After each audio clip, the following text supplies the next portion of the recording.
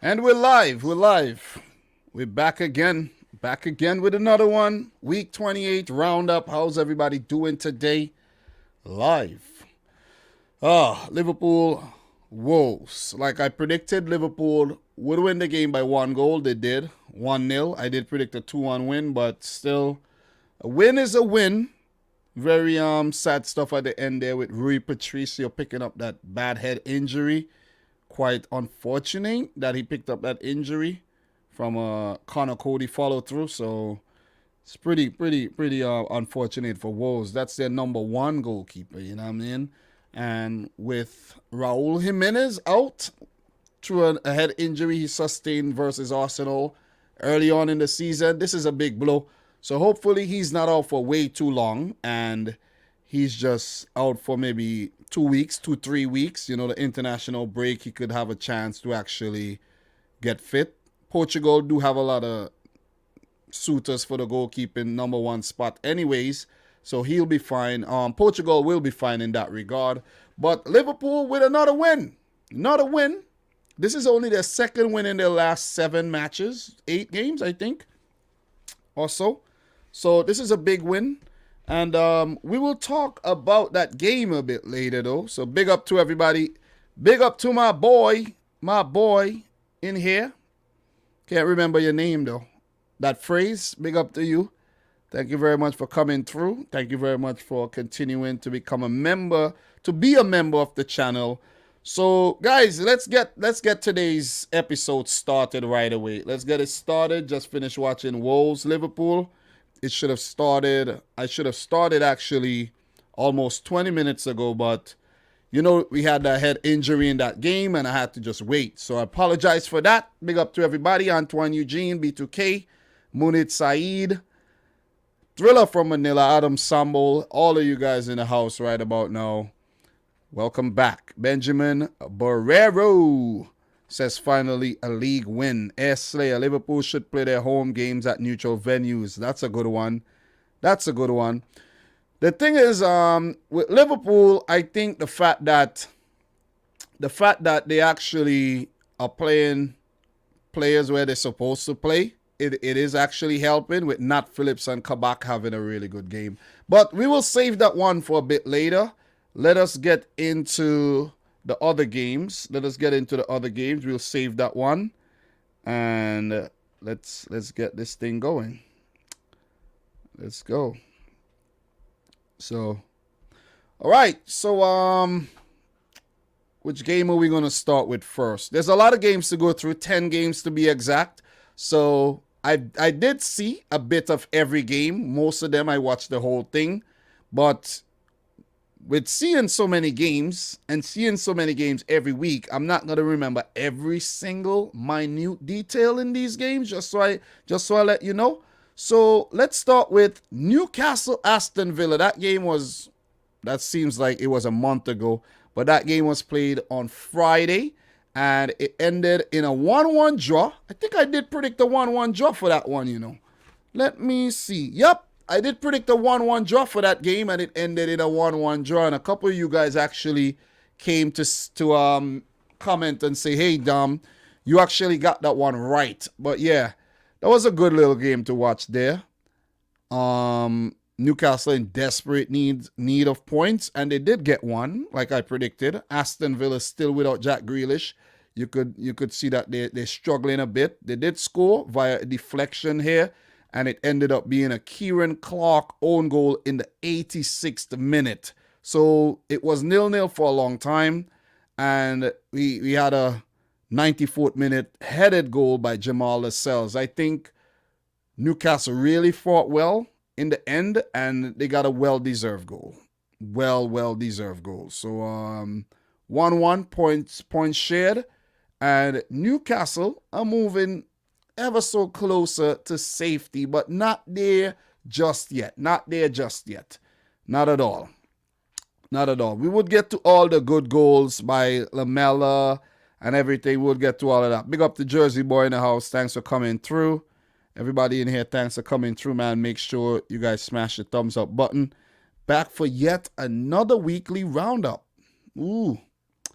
These are coming very, very, very fast. You know, by the time you blink, I'm live again to talk about the Premier League. You know what I'm saying?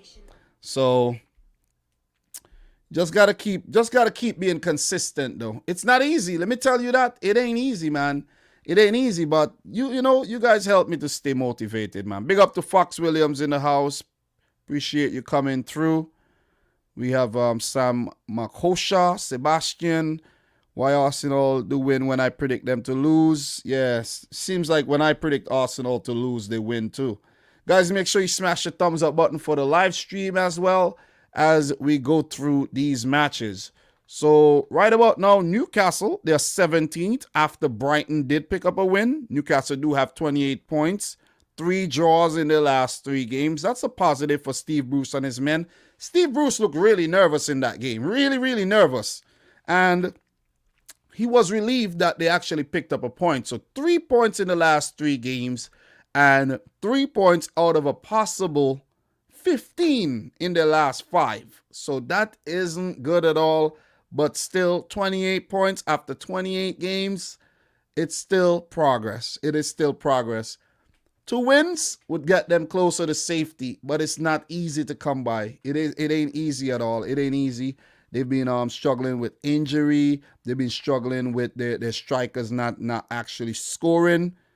Well, Callum Wilson is out, and he may be back after the international break. So that'll be some good news for Newcastle United there. And they could continue their charge to try to actually survive here. So for Aston Villa, they're 9th, which is very, very good. I think Villa have overachieved this season. They have accomplished their goals. And that main goal was to actually stay in the Premier League for yet another season. And they have. They have 41 points now, 2 draws in their last 2 games. They only have 1 win in 5. And they are definitely, it's obvious, it's evident that they are missing the services of Jack Grealish and, of course, Matty Cash. So 27 games played, though they do have games in hand. And they still have the top 6 within touching distance. It would be nice for Dean Smith and his boys to actually get that Europa League spot, or even that Europa Conference League spot. That'll be a good little reward for them there. Definitely will be. So I think the players like Trezeguet not really, stepping up in Jack Grealish absence. Bertrand Traore, let me mention this before I forget, injured himself in this game trying to avoid, I think he tried to avoid one advertising board and jumped into, he jumped over one and jumped and hurt his rib on the back one. It was quite unfortunate how he had to actually go off, He was replaced by El Ghazi and he couldn't trouble the score either. Young Jacob Ramsey started this game ahead of players like Ross Barkley and Morgan Sanson, the new Frenchman who came in January. So look out for that name, guys. Jacob Ramsey, he's getting starts. So just look out for that name.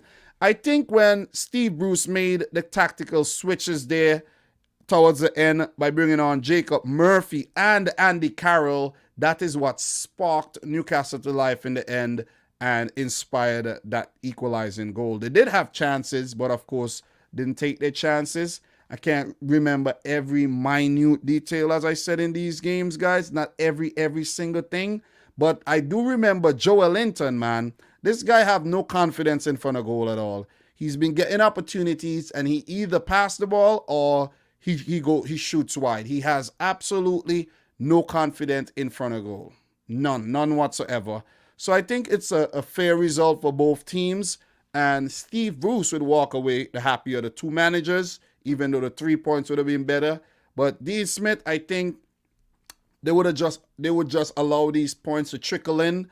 And whatever they get from now until the end of the season, where they have 11 games left, would be fine. Whatever they do for the rest of the season will be fine because they have survived. But as I said earlier, Aston Villa would like to get that Europa League football or even a Conference League.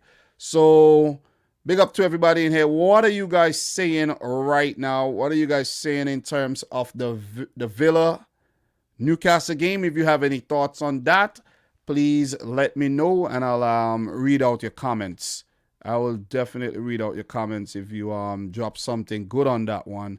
So for the Newcastle Villa game, let me see if I get any good insights for you guys for this one. Insights. Newcastle have won just 2 of their last 17 Premier League matches, drawing 5 and losing 10.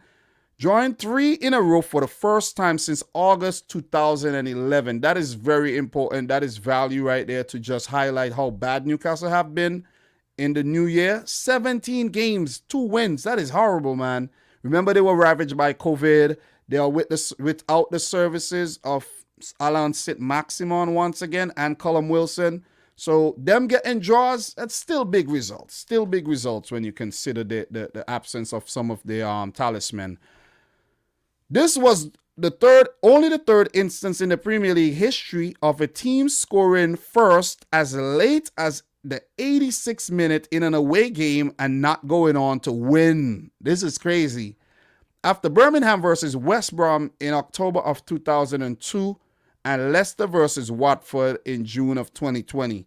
So game at 0-0, score first in the 86th minute and not win. It haven't been happening a lot. Most of the times, you score early, you score late, 10 minutes or so to manage the rest of the game, it's usually done. So you got to, fault us, Aston Villa here for not dealing with the charge of Newcastle.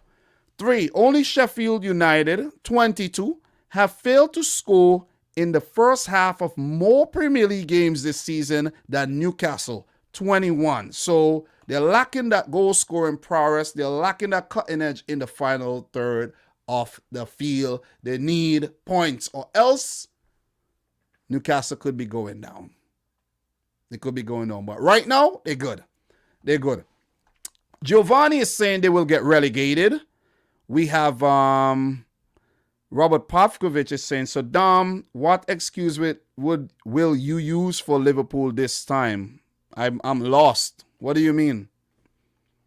I'm lost there. I don't get it. Adam is saying, hopefully Villa get that top 6. Haven't been in Europe for a long time. I mostly think about UCL. Don't know if they played UEL in the 2000s.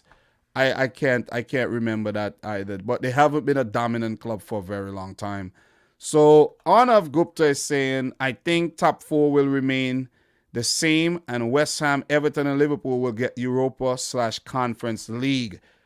Yeah, we'll get to Liverpool later. We'll get to some of these teams later. But thanks for that, though. So, and Villa have a UCL trophy, yes, from the old UEFA Cup back in the day. So, thanks for dropping that, guys. And for these teams, just talk about who they play next. For Newcastle, their next game will be on Saturday. Because not a lot of games coming up this weekend because of the FA Cup ties and everything. They will play Brighton. So that's a big game for Newcastle. That is a 6-pointer right there. Whoever wins this game will put themselves in a very, very good position to survive. Is it going to be Brighton or is it going to be Newcastle? Only time will tell. And that will be their only Premier League game left in March. So they'll have about 14 games. That's about 2 weeks until their next game against Tottenham after the international break. As for Aston Villa, their next game will be against Tottenham on Sunday, the 21st of March. And that will also be their last game until April when they face Fulham. So for Aston Villa, that's a big game against Tottenham. They would want to pick up something from that match. So that'll be it for that tie. And, well, for that fixture. And we're going to move right on. So the next game we got here, let's talk about this next game here real quick, is Chelsea 0, Leeds United 0. Not much to talk about when it comes to this one. And I've been hearing things that the Chelsea fans are a bit worried coming up against Atletico Madrid after the way they played against Leeds. Because there were chances.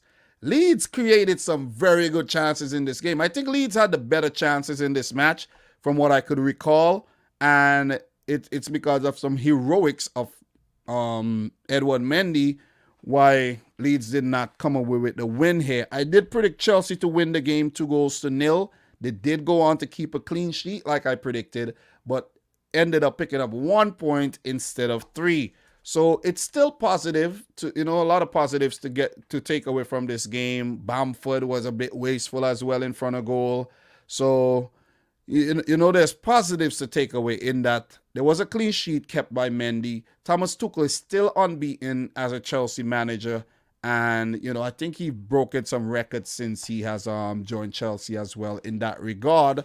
And it wasn't the most exciting games, but I think Havertz, he kind of missed the chance to continue that really good run he had in the previous game and everything. So you had Ziyech not really, Ziyech. You see, the way, when you really look at what Thomas Tuchel is doing here with the switching up of the team, that could become a problem. You see?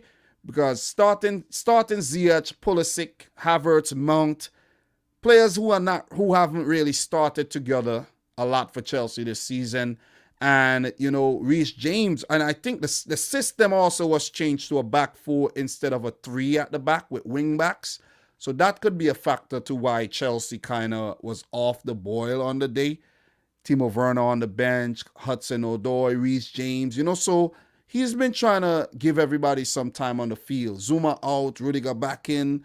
So I think it was just a bit of reshuffling that disrupted Chelsea's fluidity, if you understand exactly what I'm saying here. And I do think I'm spot on with that. So just 1 point apiece for each team. And I think Leeds would be happy. They would be happy to pick up a point off a very well-oiled Chelsea team under Thomas Tuchel.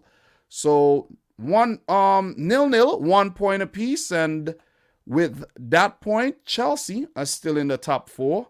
They are 4th with 51 points. Leeds United, they are currently 12th with 36 points. So they're not technically safe yet, but I think 36 points will be okay. They only have 1 win in their last 5 games, so that draw is, signs of progress, of recovery from that back-to-back loss they suffered there. So 36 points, not bad for a team just coming back to the Premier League after about 17 years or so. And they will have another chance next season to show us, what they're capable of doing. And hopefully for them, they don't do a Sheffield United. You see what I mean? You like that, right? You like how I said that, right? Yeah, hopefully for them, they don't do a Sheffield, though. So, in terms of Chelsea, guys, let us talk about Chelsea and the fact that they will play in the Champions League in a few days. So, what was Thomas Tuchel preparing for the Champions League with his selection? You see what I mean? The way he gives some of the guys who haven't been really involved a run out there. So in case he needs them in the Atletico Madrid game, they will be ready to go. 5 substitutes, you see what I mean? So if you need to call on a Pulisic off the bench, or let's say if Ziyech doesn't start, or whoever was involved, they're ready to go. Their confidence will be up because they have games under their belt. Chelsea has the advantage going into the match against Atletico Madrid, and they won't want to give up that advantage. Atletico Madrid would come roaring back at Stamford Bridge. Remember what happened the last time they were in England during the knockout phase in the round of 16. Remember what happened? So they would want to repeat something like that. So Chelsea has to be really resolute. They have to put out the best 11, and they gotta play well, like the way they did in the first leg, and preserve that lead. They have an away goal, which is very, very important. They need to score, and they need to at least limit Atletico from scoring more than they have. So that's very, very, very, very important for Chelsea. And that would be their next fixture. We don't need to talk way, way too long about Chelsea here. We don't need to get into the game too much and get into the nitty-gritties here of this game. 0-0. Good result for Leeds. Decent result for Chelsea. But I think if they had picked up a win here, it would have definitely helped them in their quest to just solidify and hold on that top 4 spot. You see what I'm saying? Guys, if you have thoughts on this Chelsea-Leeds game, Let me know. Drop it in the chat. Drop it in the chat. Drop it like it's hot in the chat right now. So Chelsea play Atletico Madrid. It will be at Stamford Bridge. They have a 1-0 lead in the tie. And then they have Sheffield United in the quarterfinals on Sunday of the FA Cup. And then they don't play again until the international break where they face West Brom. So ideally for Chelsea and my boy Adam Sambol, they would want to win all 3 games. So Chelsea still in the FA Cup. That's a trophy available. Still in the Champions League. That's a trophy available. And they would want to secure the top 4 spot to be in the Champions League next season. If they don't go on to, let's say, win it. Because once you're in it, you can win it. You see what I mean? For Leeds United, however, their next game will be against Fulham on Friday. This Friday, Leeds play Fulham. That'll be a good one. The way Fulham are playing right about now, that'll be a good game. That might be a high-scoring game. 2 teams that play very expansive brands of football. So that's that. What are your thoughts, guys? What are your thoughts? I'm big up to everybody in the chat right now. If you are yet to smash the thumbs up button, please do so. Let's get the stream to 50 thumbs up as soon as possible. And then we'll work towards 75. You know, if you appreciate the work that I do, get into the habit of liking the videos. Once you watch, once you click, and you know it's me, and you like me, because if you don't like me, you won't be clicking, you won't be coming back, hit that thumbs up button. We need to start getting those likes up. You see what I mean? Come on, get into the habit of liking things, guys. Once I watch a video and I like it, I hit the like button. All right? So smash up that thumbs up button, man. So, okay, what are you guys saying right about now? So, we have Adam saying, this game was not a boring 0-0 at least. I think Leeds played better. Our mistake was playing 4 at the back in the first half. Yeah, I think Leeds had a better game. I do think so. Prime Prodigy, big up to you, Prime Prodigy, the FIFA master, who I'm yet to play. I got you. Don't worry, I got you. He says, unbeaten in 12 games, why would we lose to Atletico Madrid? Well, you better don't lose to Atletico Madrid. That's what I'm saying. Giovanni is saying Chelsea is a fraud, same as Man United and my Liverpool. Oh, love it, love it, love it. So Thriller is saying, I don't care about Europa League, but if we somehow finish above Spurs, that will be a good achievement. That'll be a tough one to achieve, Arsenal. But that win in the North London Derby could definitely help you guys get ahead of Spurs, who we will get to that game pretty soon. We will. So Sam Kosher is saying, just a reminder, LFC won today. Your comments. I don't know what you mean. Let me see what's going on here. City tomorrow versus Gladbach. Is the game tomorrow? The game is tomorrow, right? It's not Wednesday, right? Okay, yeah, that's tomorrow, 4 p.m. I might actually do a live watch along for that one. If you guys want to see a live watch along tomorrow, let me know, and I will be live to do the watch along. I'll get some beer, and we'll just chill, and we'll watch the game. You know what I'm saying? And we'll have fun. So let me know if you want that. What else you guys have? We have Antoine Eugene saying Chelsea failed to win. Yeah, that is a talking point that they should have won, but at least they did not lose the game. At least. Nippon, have you made any comments when it comes to this game, Nippon? Because I know I saw you in somebody's live stream the other day saying, okay, you said Bowfest. You like to say that people are ignoring your comments, you know, but I'm not. Big up to the boy Nippon. Nippon, you know you're a legend around these parts, you know. But you haven't been around here lately, though. What's going on with you, bro? What is going on, Nippon? What is going on? Martin Kolev, big up to you, man. Big up to you, and definitely big respects to you for that, what you call it, display picture, man. Big up to you as well, Dildar. And Steve, big up to Steve as well in the house. We got the regulars in here. Make sure you guys smash the thumbs up button if you're yet to do so. So, let me see. Adam says bigger players on the bench because of Atletico game. And what else do you guys have? Okay, let me see. All right, so Nippon says, okay, I'll be happy with a draw. All right. You said you have college. Well, didn't know you were in college, bro. I didn't know. All the best in your studies. You know what I'm saying? Big up to you. So we're gonna move right on, guys. We got a lot of games to go through. We're gonna move right on, and let us talk about the next match here.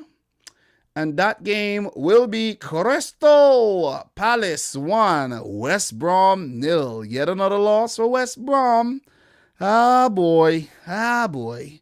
My prediction for the Chelsea game, 2-0. My prediction for the Crystal Palace versus West Brom, Palace to win, 2-1. So that's another feather in the cap for me. I didn't get the Chelsea prediction right, but at least they did not lose. So that's not a bad. If it ends in a draw, I think, that's not bad. 1 point for a draw, I think I get 1 point for that too. 3 points if I get it right. But I don't have a scoring system, so I don't know what I'm going on about. We got a lot of tasty games to talk about, so let's get through them.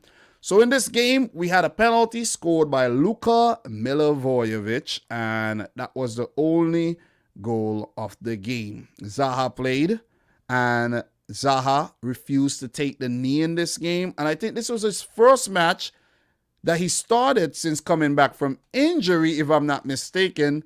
So it was a big deal that people were actually waiting to see if he was actually going to do it. So Zaha refused to take the knee at the beginning of the game when the whistle blew. And his stance is that he doesn't think you need to actually take the knee to bring awareness and all of that. So, you got to respect the man's decision. You see what I mean? You definitely have to. What are you going to do? What are you going to do? Everybody, make their choices. And Zaha, he's standing up to what he believes in, you know what I mean? So I want to actually show you guys Wilfried Zaha actually refusing to take the knee right here. Premier League player to stop taking a knee in anti-racism fight. And it actually says he becomes the first player in the Premier League to refuse to take the knee. Okay? So Martin Kolev is saying Zaha injured his knee, so he didn't take the knee before the game. You got jokes, bro. You got jokes, you know what I'm saying? You got jokes. And we have Adam saying tomorrow we will know better about Patricio. Definitely, that was an unfortunate injury. And, Thriller, Dogecoin to the moon, baby. Doge to the moon. That's all I got to say. Let's go. We have Rocco saying fair play to Zaha. It's like begging for my life to matter. Yeah, basically.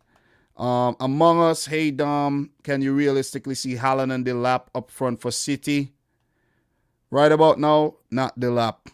You know why I say not Delap is because if you look at what Phil Foden did with Man City, Pep kept him in the squad for a long time and was actually giving him a lot of games. For Delap, he haven't been playing despite Man City needing a striker. I think with a striker, it's a lot more responsibility. You see what I'm saying? So I don't think young Delap would want that on his shoulders at all. So maybe next season we'll see how it goes. Maybe he'll get more game time in, let's say, in the cup games. And if Pep decides to actually introduce him to the first team and have him in the team, he would actually bring him on like we're 3-0 up in a game or we're 5-0 up against Burnley. You know that always happens. Or let's say Watford get promoted and we're like 6-0 up. Then Delap could come off the bench and things like that, So, yeah, it is what it is. So, Adam is saying, look, if it was a White refusing to take a knee, there would be a lot of controversy. You're right about that. You're definitely right about that. It's a tricky subject, though, Adam. It's very, very, very tricky. You see what I'm saying? It's very, very tricky, man. And I think with what Zaha is doing, it's controversial, but the Premier League, they aren't forcing every player to actually take the knee. There's another player in the Championship who plays for Charlton Athletic who also refused to take the knee. I can't remember his name, but he plays for one of them Caribbean teams. I can't remember his name. But guys, it's everybody's choice, It's if they want to take the knee, they take the knee. If they don't want to, they don't want to. it doesn't necessarily mean if like a white person refuses that they are racist or whatever. It is another conversation for another time. You see what I mean? So Zaha, he's standing up for what he believes in, and he does have good points, but other people may see it in a different way. So yeah, Crystal Palace with the win. And Zaha did play well. He did play well.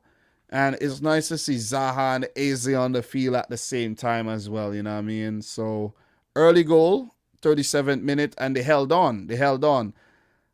West Brom, man, they haven't scored enough goals, and that's the problem. When you're not scoring enough goals, you won't get points. It is a no-brainer. It is like it is like ABC. It's as logical as ABC, 1, 2, 3.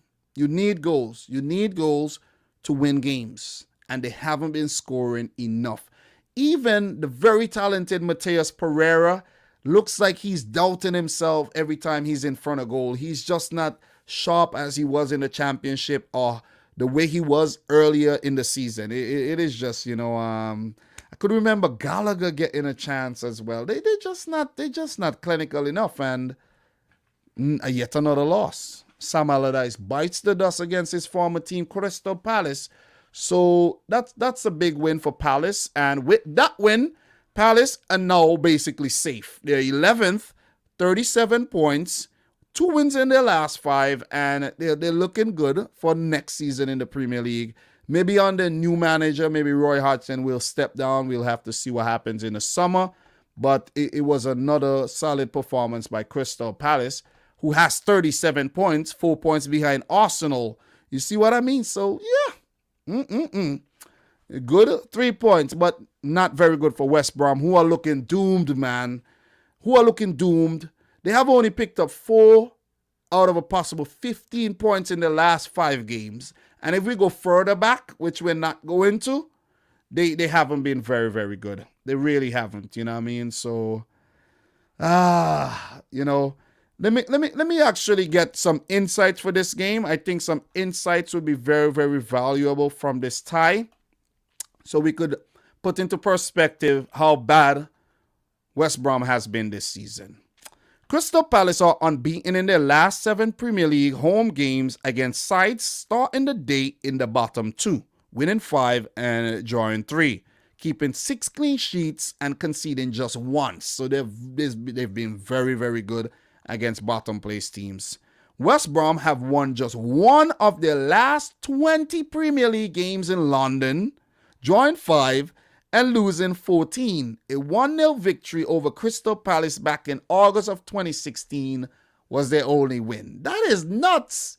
They don't travel well in London. They're not like Liverpool, who loves to play in London, by the way, but not West Brom.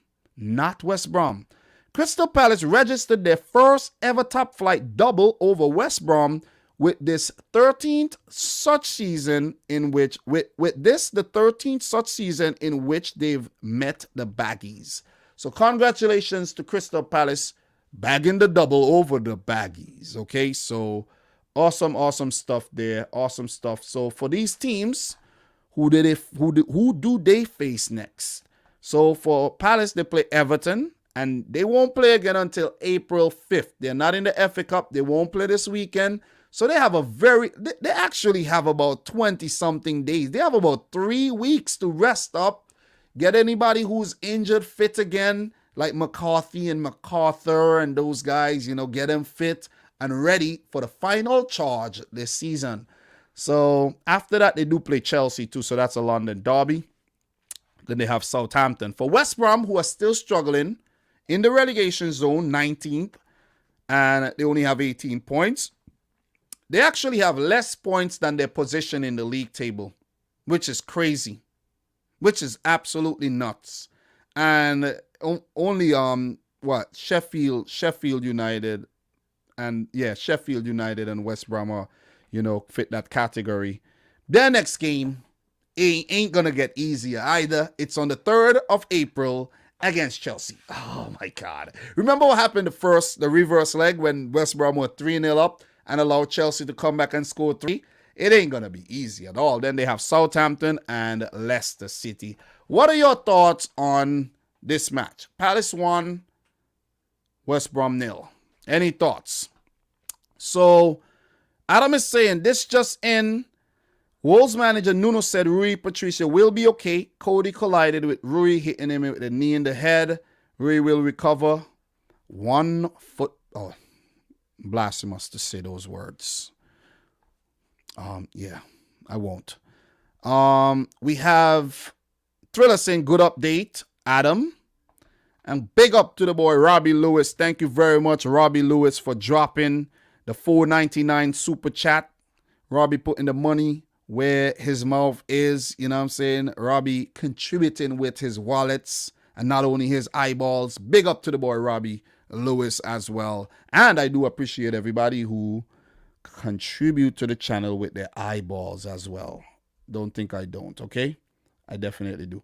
So Robbie says, Thiago was horrible for Liverpool today. Can't believe Klopp kept him in the game that long. Can't believe they were comparing him with KDB. Look, man. Look, Robbie. Thank you very much, Robbie. I think, look, I'm going to be very honest here. I think Thiago had some good moments in the match, like the pass that led to the, it was a pass that led to a chance from Sadio Mane. That was good. He did some good things. I'm not going to lie. He did help out in the back sometimes and break up play as well. But he was very sloppy with his tackles on Joao Moutinho. Fouled him twice. Could have hurt him really bad. And the way I interpret what Thiago is doing on his performance is the game is that he's trying too hard. We knew Thiago as a player who hardly tried and was very effective, seemingly, at Bayern Munich. You see what I mean? Because Bayern Munich team is very good, by the way. Every individual is very good on the team, most of the times. 8 out of 11 players at any given time is very good at Bayern Munich. It was easy on the eyes. But at Liverpool right now, at this point in the season where there's about 10 games left to play, I think Liverpool has about 9 games left. Yeah, Liverpool has 9 games left. And the way I see it is like Thiago is trying so hard. He is trying so hard to save his season. He's trying so hard. 9 games. If I manage to muster up these very good performances, people would actually say, okay, yeah, he was all right this season. But I'm sticking to what I think. Thiago has flopped this season. He has flopped. And if anybody is going to freaking advocate and argue for Thiago, you're delusional. Because look at where Liverpool are at in the league table.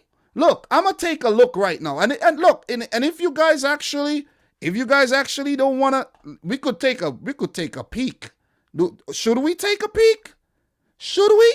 Yeah, let's take a peek real quick. And I'm only talking about this right now because Robbie Lewis dropped the super chat and I have to honor the super chat.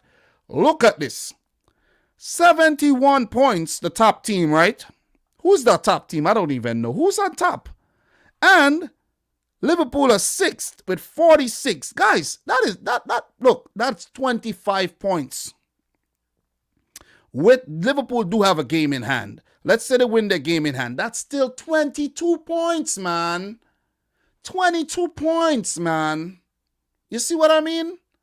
22 points. Okay? We are in the now. We are living in the now. Big up to the boy Junior Stinger as well. Big up to the boy Junior Stinger. Look, 22 points. If, let's say you and I are in a race. If I win the race today, that's all that matters. You have to look forward to the next race to try to beat me. Okay? Whatever happened before, it doesn't matter. Whatever you did at the Olympics, it doesn't matter. You just lost to me this season. You see what I'm saying? That is what matters. The now. And right now, even with this win today, overall in the grand scheme of things, Liverpool have not done well this season. This is a poor seasoned poor season. I can't even get the word out. When considering what Liverpool have done over the last 2 seasons. That's all. That is all. Thiago haven't been good. Liverpool haven't been good. Liverpool could get a maximum of 72 points, I think. 9 games, 48 points. 9 by 3 is 27, 46, 73 points. 73 points. A maximum of 73 points, which is poor. This is poor. This is very poor. And the way Liverpool have been playing at home lately, Liverpool might get a maximum of 65 points. You know what I mean? Guys, smash up the thumbs up button. Smash it up. Let's get to 50 thumbs up. We are almost there. We need 6 more. We are almost there. So let me see the comments before I move on. Before I move on to the next match. We have Prime Prodigy saying any team that plays Chelsea for the rest of the season should be prepared to drop points. Chelsea also dropping points too. Let's not forget that. Let us not forget that. Listen, man. Dominic Rich back with the heat. You see what I'm saying? Back with the heat, man. Back with the heat. Thank you. Back with the heat. So, let me see. Nippon is saying we're not the same Chelsea from a few months ago. We are different. Still dropping points, Nippon. Playing well, but still dropping points. I think Chelsea missed the trick. Not getting 3 points against Leeds.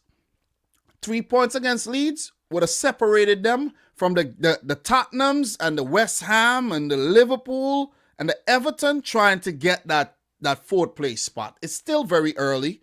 Still have about 8 to 10 games left, and things could change really, really fast. So Chelsea have to keep that going. So let me see. Andrew says, why I never heard of you, mate? You have 41k subs and I've subbed to most City fan channels, but never seen you as sub now. You said it. Not a City fan channel. I am a City fan, but it's not a City fan channel. You get it? Not a City fan channel. And I don't want to have a City fan channel either. You know, those are you kind of struggle. Kind of struggle to survive, if you understand what I'm saying. But there are some very good City fan channels out there. And 2 that come to mind right away, Esteem Company and City Extra. I am subscribed to those channels, and those are some solid City channels there. So if you want to, you know about those channels anyways. So let me see. Tuchel has made a really sound tactical decision. Chelsea is cemented for top 4. I won't listen. I'm not gonna say cement. Not gonna say cement just yet. But Chelsea, United, Leicester, they all dropping points. You know what I'm saying? So let's see how the top 4 race goes. You know, it is going to be interesting in the next 8 to 10 games.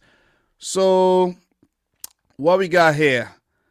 Big up to the boy 8744 who says Eden Hazard got injured again. Yeah, man. Maybe he should never have gone to Real Madrid. We could say that in hindsight. Okay, we can say that in hindsight. So what we got? Let me see.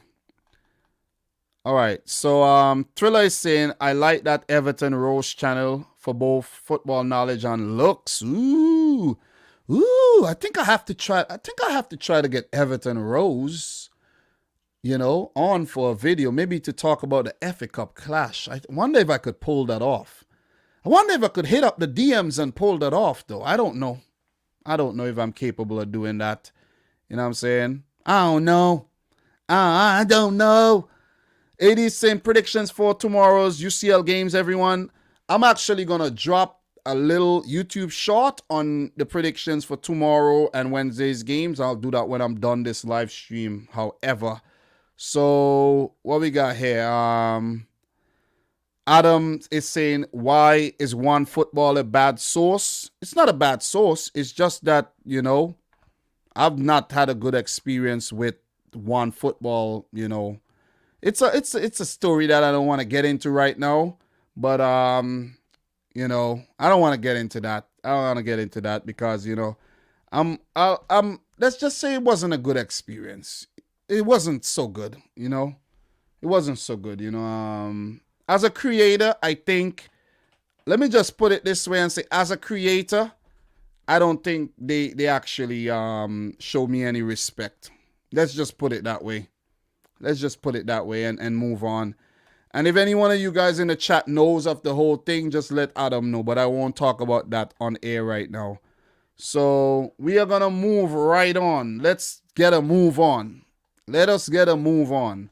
The next game I have to talk about is the masterclass pulled off by Burnley FC, winning at Goodison Park 2-1. Let's talk about that game. Let's talk about how Burnley are the kings of Liverpool, meaning Liverpool FC and Everton FC. Burnley, man, do you guys believe this? Burnley are the kings of the Merseyside. Merseyside Kings, Burnley. Picked up 2 wins this season on their travels to Liverpool. Oh, man, wait. Bring the bus back. I don't want to miss that trip to Liverpool. Don't want to miss the trip to Liverpool at all. We're going to collect some winnings. You don't want to miss that. You don't want to miss the freaking ship. It went from a bus to a ship. You don't want to you don't want to miss the trip here. So, what a game, man. What a game. Congratulations to Burnley. They were on fire. Winning 1-0 on the road to Liverpool and winning 2-1 on the road against Everton. My prediction for this one was a 2-1 to Everton, but it turned out being the inverse of that prediction, a 2-1 for Burnley. Congrats to Burnley, man. Congrats. Chris Wood. What a goal. Listen, was I watching Christopher Wood or was I watching Christopher Ronaldo? You see what I'm saying? Like, what was I watching? You guys get it? Listen, man, that one deserves, listen, that one deserves, it deserves one of these. I don't know who I was watching because that was a freaking good strike by Chris Wood. Really, really good goal. Really good goal. Gotta give it to him. Gotta definitely give it to him, man. So, yeah. Burnley won. Everton 0. Really, really good start to the game. So, Wood, with his 6th goal of the season, it's good to have Wood back, right? Plus, when you have Westwood and Wood on the field, that is always good. Always good. Good goal, 13th minute, and I was like, whoa. That was good. Pickford, pick the ball out the back of the net, please. Thank you very much. And it was cool to see both Pickford and Pope on the field at the same time. Both England goalkeepers fighting for that number 1 spot. Pickford did get injured in the game, but it didn't happen before he was breached again by Dwight McNeil. Oh my God. Guys, you saw how McNeil sat down Allen. Oh my God. Dwight McNeil to Arsenal, summer 2021. Dwight McNeil to Arsenal. Dwight McNeil to Leicester, maybe. Who knows? McNeil to where? Tottenham? Who knows? McNeil to City? I don't know, man. But listen, that guy deserves a big move. McNeil to United. Wait, wasn't he a United player? I think he was a former United player, you know. I think he was, though. I think he was. So, yeah. I think he was, man. I think he was. He was former something. He was a former player somewhere. Let me let you guys know. Neil was released for being too small, couldn't cross the ball or something like that. Yeah, it doesn't say one of them under 18 teams, or it was a long time ago. But that was a damn good goal, man. That was a damn good goal. So set up by Matej Vydra for his first assist this season, and this is Dwight McNeil's 2nd goal this season. He haven't been that good though. He haven't been that good this season, and but that would actually could spark something to life here. Dominic Calvert-Lewin, pardon me, Did get one back in the 32nd minute from a header here, set up by Tom Davies. That was a great ball. That was a great ball and a very, very good goal to score his 14th this season. It's been a revolutionary season for Dominic Calvert-Lewin. So, who do you guys think that he could move on to a let's say, a better performing team? Maybe a Man City? Who knows? Who knows? Who knows if Pep would be interested in a player like this? You never know, man. You never know. Maybe Man United? Who knows? Who knows? Sell Martial, bring in Dominic Calvert-Lewin. I think he'll do a much better job. Look at how many goals Martial has this season. Look at how many goals. So that was very, very good game. Very, very entertaining match, to say the least. Pickford did get injured. And that is kind of karma, maybe. Who knows? Karma for Pickford.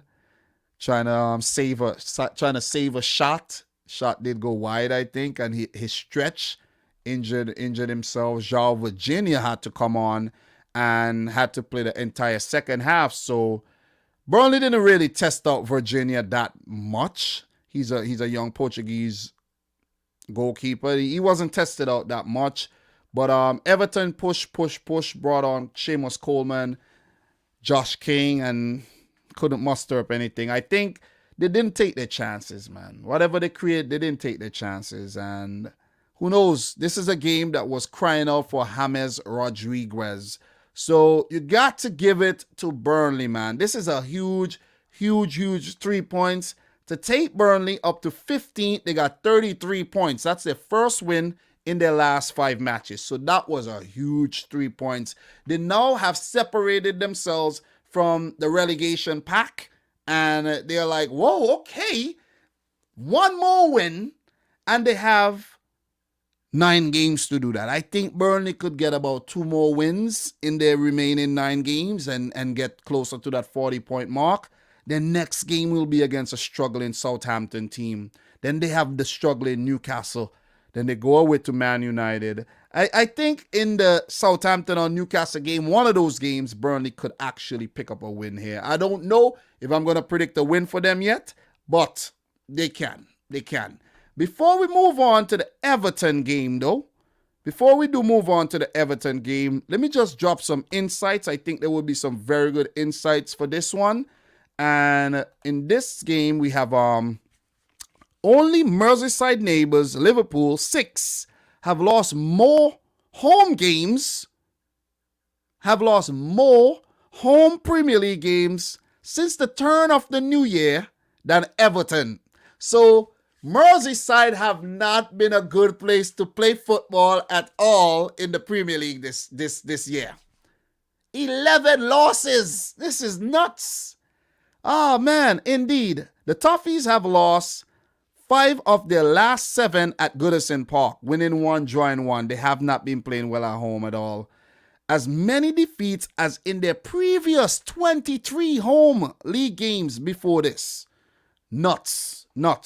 Burnley have won away games against both Everton and Liverpool in a single league campaign for the very first time, and are the 3rd side to do this after Man City and Fulham. Ooh, yeah, baby. I love it. I'm loving it. Guys, make sure you hit the thumbs up button. Let's get the stream to 75 thumbs up. We are at 53. As I said, get into the habit of liking these videos, okay? I don't want to have like goals or anything and then I actually not reach the goal. But let's have a like goal today. 75 thumbs up. Let's make it happen. 3. No side have conceded more goals from outside the box in the Premier League this season than Everton. 10. Level with Crystal Palace. Only in the 2000-2001 season with 13 goals and 06-07-12 have the Toffees conceded more from range in a single Premier League campaign. Not very good dealing with the set pieces. Not at all. And when you have the diminutive player of the stature of Allen and Tom Davies, it doesn't help. And if they had a player like, say, Bernard on the field, it wouldn't have helped either. You know what I'm saying? They do not defend well against set pieces. They need to be better at that. So for Everton, though, their next game will be against Manchester City in the quarterfinals of the FA Cup. That's coming up this Saturday at 1:30 p.m. Guys, make sure you tune into that and cheer for Manchester City, okay? I know most of you guys will not be cheering for us anyways. People just like to hate City.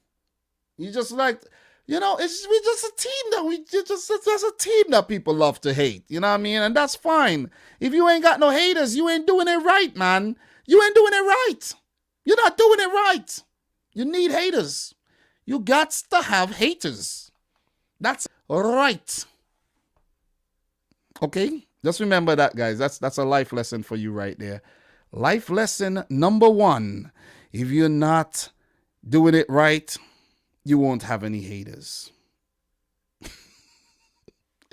Oh, man. But, guys, we're going to move right on, man. What do you guys have to say about this Everton loss against Burnley? What we got here? Okay, what we got? So, let me see what you guys are saying here.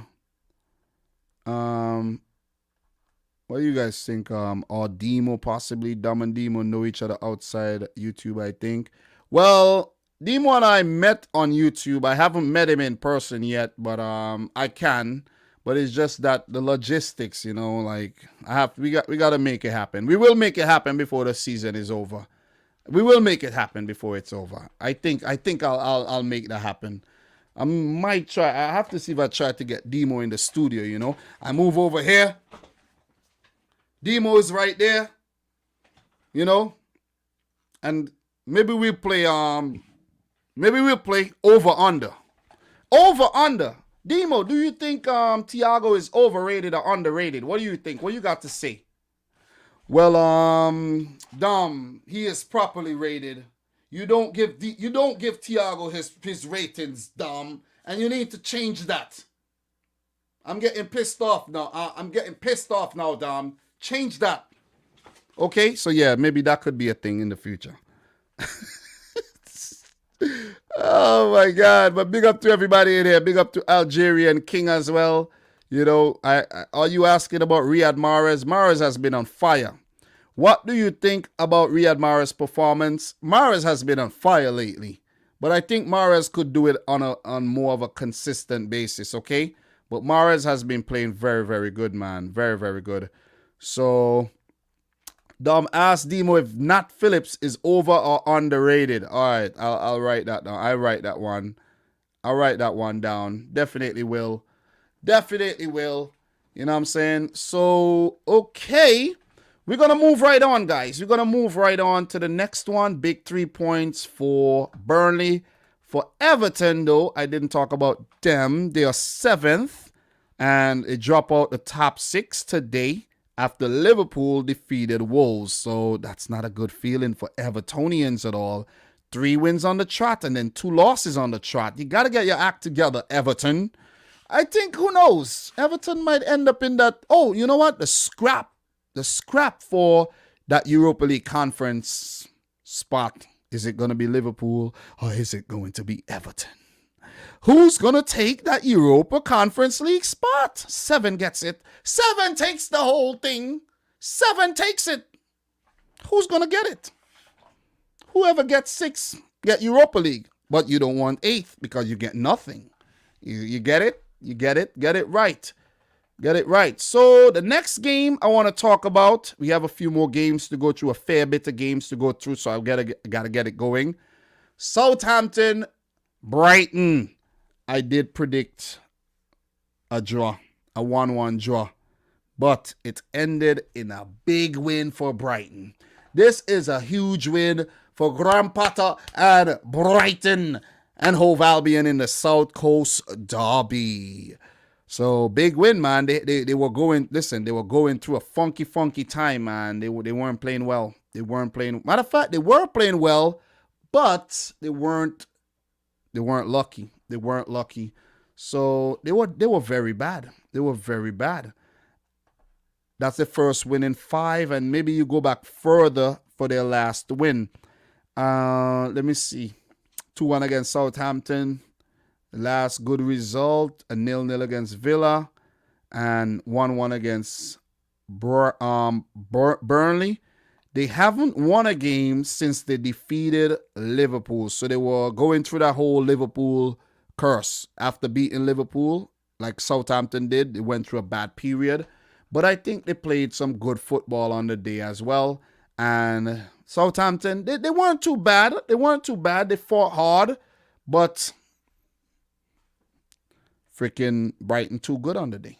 Too good. Lewis Dunk with a goal. Pascal Gross with the corner. Good goal by Big Dunk.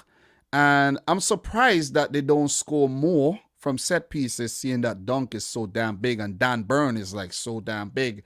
But Che Adams, he scored his 7th goal of the season. Right-footed shot there. And I'm trying to remember all these goals and how they happened, but it's just a blur. But I could remember Che Adams. Okay, yeah. Che Adams was actually set up by Lewis Dunk. A back header, he, sloppy there, and he put in Che Adams, who was at the back post, no one marking him. And then Trossard scoring in the 56th minute, only his 3rd goal of the season. He needs to actually score more.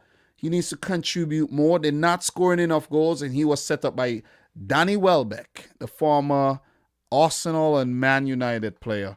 So, Minamino got subbed off in this game, wasn't so effective. Nathan Teller, Stuart Armstrong, for Jenepo Redmond and Lundulu.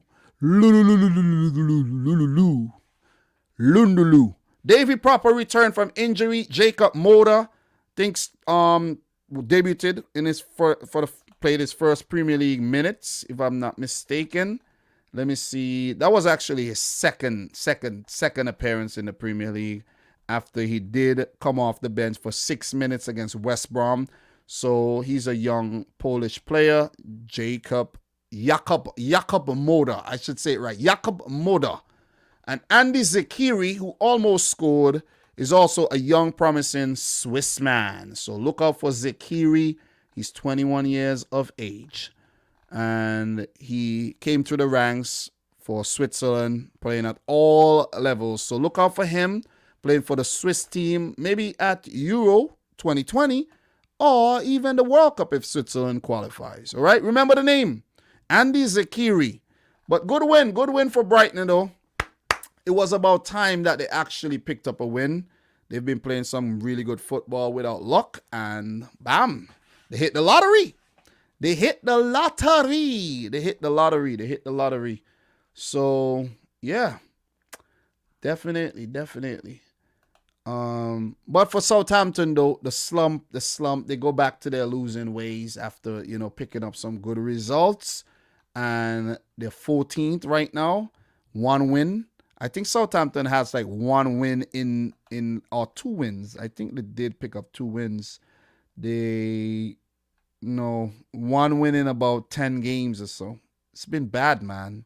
It's been bad. Ever since they beat Liverpool, these have been the results. 2-0 loss to Leicester. 2-0 win over Shrewsbury. They're still in the FA Cup, by the way.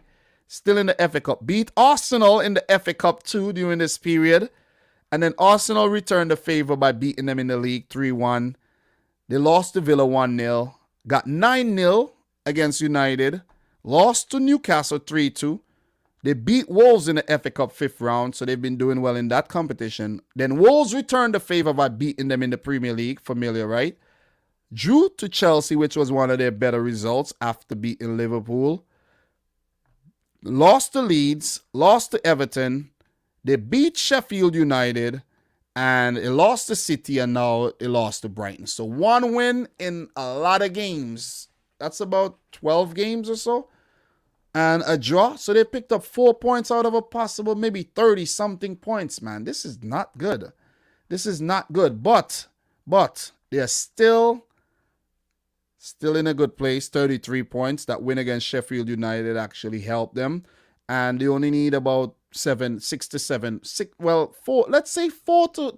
7 points to secure safety for next season. As for Brighton, this is a big win. This is a huge win.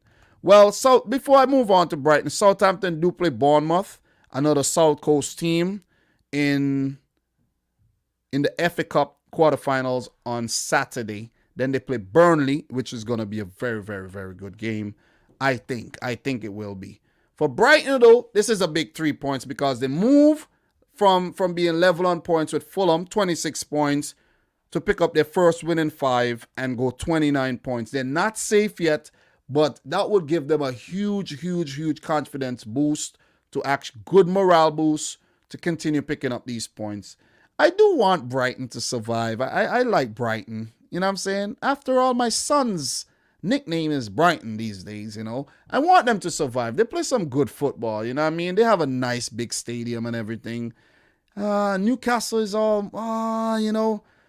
West Brom, Fulham, and Sheffield, they all might go down, but Fulham have been, you know, fighting really, really hard.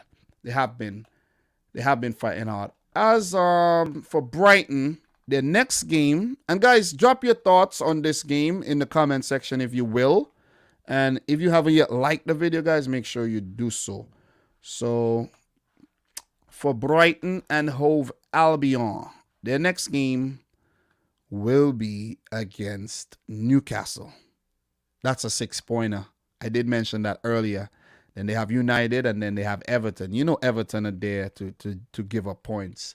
You know. United too. Maybe. Who knows? Who knows? But that'll be that for that game. And I'd like to take the time, guys, to remind you to head on over to cardsplug.com. You see all these lovely cards that I have on the wall right here? Head on over to cardsplug.com/Dominic Rich FC. Use the coupon Dominic Rich FC to get yourself 15% off your orders. All the links would be in the description box down below.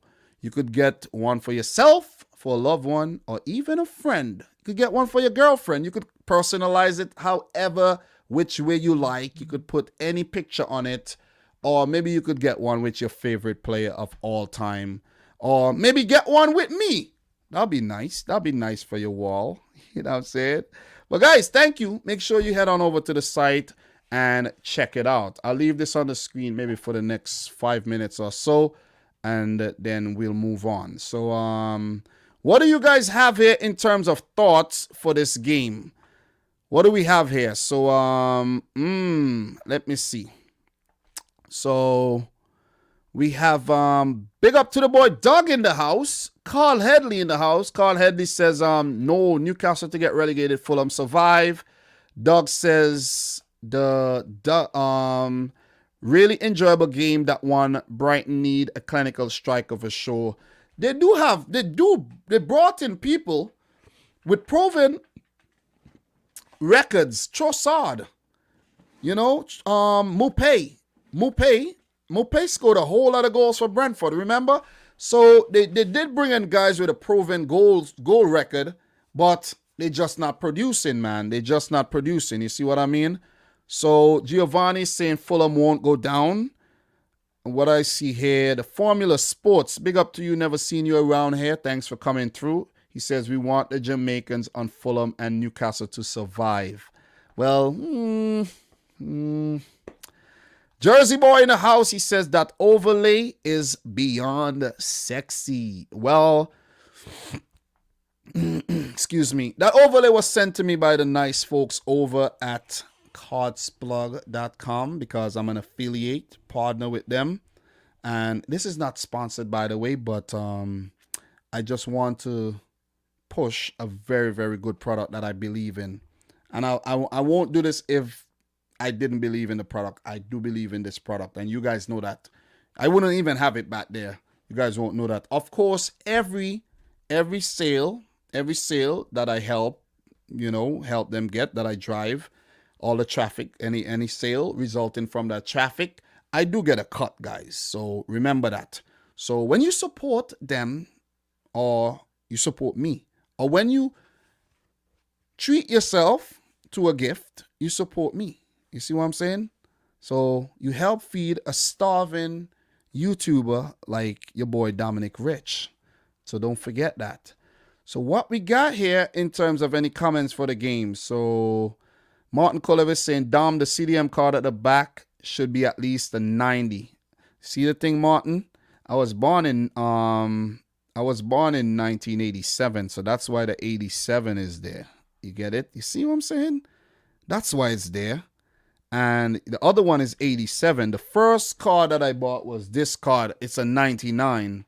It's a 99. So I'm definitely happy about those cards. I might get another one. I don't know. I have to get another one. I should get another one. So, yeah. So, Jersey Boy saying, oh, I see Cards Plug made it. Thought you did. Yeah, I could do this. But I can't be doing all the work. You know what I'm saying? I can't be doing all the work.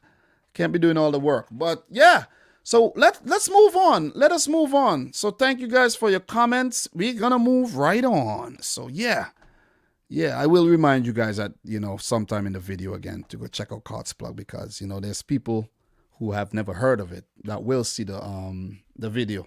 So, yeah, very good product, guys. Very, very good product. So, let us move on. And well done to Brighton. And that's a huge win. So, the next game we're going to talk about, guys, let us talk about Leicester 5, Sheffield United 0. Oh, my God. Doug, oh, man. It got really ugly for Sheffield really fast. And that is just, karma right there for them. You made a bad decision to sack Chris Wilder. Chris Wilder, I know you are a wild boy and all, but you didn't deserve to get sacked after what you did with this team. Taking them from the third tier of English football all the way to 9th place in the Premier League. The board did back you. You got backed, bro. You got backed in the window. You got backed. So we're not going to pretend like if Sheffield United didn't get backed. They got backed. The board got behind Chris Wilder and backed them. But guys, I think there could have been a situation where some of us, including myself, we are probably saying that, yeah, they could have brought in different players, but also you have to look at the fact that they did bring in Sander Berge, and they did bring in Rian Brewster, of course. They brought in Max Lowe, and they brought in Jaden Bogle, and they spent money. So if you want to know how much they spent a total of 62 million euros. Okay? And they didn't make any money from departures, just so you know. They didn't make any money from transfers, but they spent 62 million. The previous season, when they came up in the Premier League, they spent 71 million euros. We're talking euros here. They didn't make any money from transfers either. They only made 350,000 euros. You get what I'm saying? When they were in the championship, they only spent 6 million euros. 6 million, They did make 12 million from transfers, and most of that money came from the sale of David Brooks, who went to Bournemouth. Okay? So just know your history here, and I am referring to Transfermarkt. 5 million the season before that. 5 million. When Chris Wilder came in, 2016, under 1 million. Under 1 million. A million. Under 1 million. So we can't sit here and say, oh man, the people up top are looking at it differently. Almost 150 million euros spent. Let's say 135 or so million euros spent. And you're 20th. 22 losses. We're 23 losses now. Chris, bro. Chris. Try to explain, Chris. Explain, Chris, how you managed to be 20th after placing 9th. Chris, we backed you like we never have backed anyone before. We backed you, Chris. We backed you, Chris. Listen, Chris. I'm drinking too much water. I need to use the bathroom too. Chris, we sent you to the chiropractor. You sound like you wasted our money.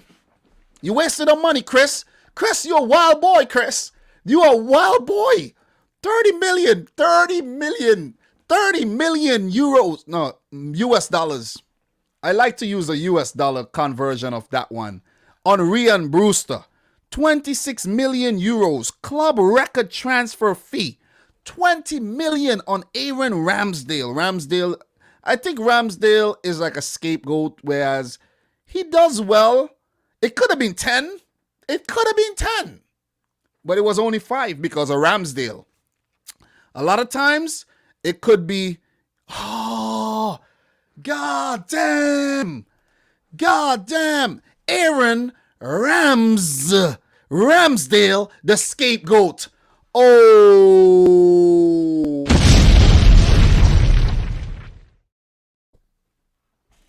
Dom, when is the album coming out, bro? When is the album coming out? When is the album coming out? When is the album coming out? When is the album coming out, Dominic? That was nice. Aaron Ramsdale, the scapegoat, right? But look, guys, Chris Wilder is a wild boy, you know? He spent, and it's inexplicable as to why he is at the bottom of the table after placing 9th last season. Look, we thought Sheffield were even going to get Champions League, man. Imagine Chris Wilder and the Sheffield United players who were in the League One back in 2016 standing up. The champions! The champions!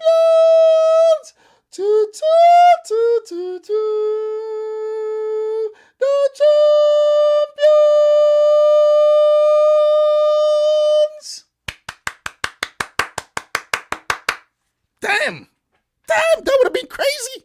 But no, Sheffield United are at the bottom of the table, and it is just sad. Chris Wilder sacked officially. Look, people want to say, he's not sacked. Guys, whenever you see they put in the media, Chris Wilder or any manager have left the club by mutual consent, it means that the manager have done so well for the club that they are respectably, they're sacking him in a respectable fashion by saying mutual consent. Remember that. Stop being naive. Stop it, man. Stop it. So, okay. So, let us talk about this game. Sheffield United 0, Leicester City 5. And I'll also like to take the time to big up to the boy, Kelechi Iheanacho, for picking up his first ever Premier League hat-trick and only his second senior professional hat-trick. Big up to the boy. It could have been 4. It could have been 5. He had the opportunities, but he did end up taking 3 of them. There were some good-ass goals. Damn. These were some good goals. The Ayoze Perez goal? Oh, my God. Ayoze. Oh. Ayoze. And, Jamie Vardy, 5 goals. Jamie Vardy didn't score, but he did hit the shot for that Ethan Ampadu own goal that was going wide. Kelechi Iheanacho was at the far post waiting. I think he would have left it to go behind. And, it was a hell of a performance by Leicester City. And this is considering the fact that they didn't have James Maddison. But I like what Brendan Rodgers did by putting Ayoze Perez in that spot, in that number 10 spot, where usually a Maddison would occupy. You see what I mean? Yuri Telemans, who plays more of a defensive role, he's like deeper. He can play that role, but I think he's playing that role just fine. It's like, he's a deep line creative midfielder, but you don't want to have him too far up the field. You see what I'm saying? You want to have him just right there where he is. And I think they're managing him very, very well. And Ndidi had a big game as well. He had a good game. He had a really, really good game. So Fofana, Soyuncu, and Evans was solid at the back, solid as a rock. I can't remember any clear-cut chances by Sheffield United, man. They have been horrible. Sheffield United have been horrible. Their confidence in front of goal has been absent all season, man. Absent all season. And with Chris Wilder gone, the man who was on the touchline, his name is actually, it's just a perfect name for what's going on at Sheffield right about now. Perfect name. And I'll get you his name. Where's his name? Paul Heckingbottom. Listen, what the heck? You guys are at the bottom. You see what I'm saying? Heckingbottom. What a name. And you can see how his reactions were on the touchline. He wasn't like getting mad or he was like shouting at the players. He was just there soaking everything up, man, because he was probably saying to himself, why the hell did I leave the damn under-23 team to come and coach this team? What a horrible mistake. What a horrible mistake. But guys, make sure you smash the thumbs up button for the live stream. Let's get the stream to 75 thumbs up. I'm pretty sure there's a few people in here who haven't yet smashed the thumbs up button. Okay, so big win for Leicester City. They put their stronghold on the top four. And I'd also like to take the time before I forget to shout out Takgalo Lesha Bella. That kid came on and he looks good. He looks good for the future. He looks good. He's a young South African player. Remember the name, Takgalo Tesha Bella. Step overs and all of that. I'm like, damn. But big up to Kelechi Iheanacho though. I saw his post-match interview and he was very emotional, man. It seems like he wanted to break down and cry. After Pep Guardiola says, listen, Kelechi, you're not good enough. I'm selling you.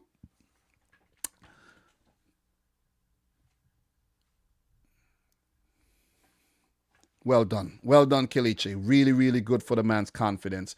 And I think a few weeks ago I was actually saying the man is a waste, But that is good, man. That is good. So he now has 6 goals of the season. 6 goals for the season. 6 goals.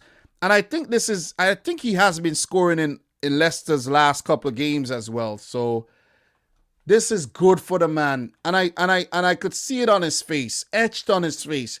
When he scored a hat-trick, you know what he's saying? Drop me now. You see what I mean? Drop me now. Can't drop him. You can't drop him now. At least not yet. He'll get a good run in the team, which will be very fair to Kelechi Iheanacho. So for some insights in this game, guys, wait. Sheffield United had 1 shot at goal. It wasn't even on target. Kasper Schmeichel, I felt bad for the guy. Put on his kit, couldn't even get it dirty. Didn't even break a sweat. Leicester, 19 shots at goal, 10 on target. Ridiculous, 72% of the ball. The Sheffield United team played like they were actually missing their manager, Chris Wilder. Insights. 1. Since Brendan Rodgers' first Premier League game in charge of Leicester, only Manchester City with 57 points and Liverpool with 53 have won more matches with 57 wins, I should say, not points.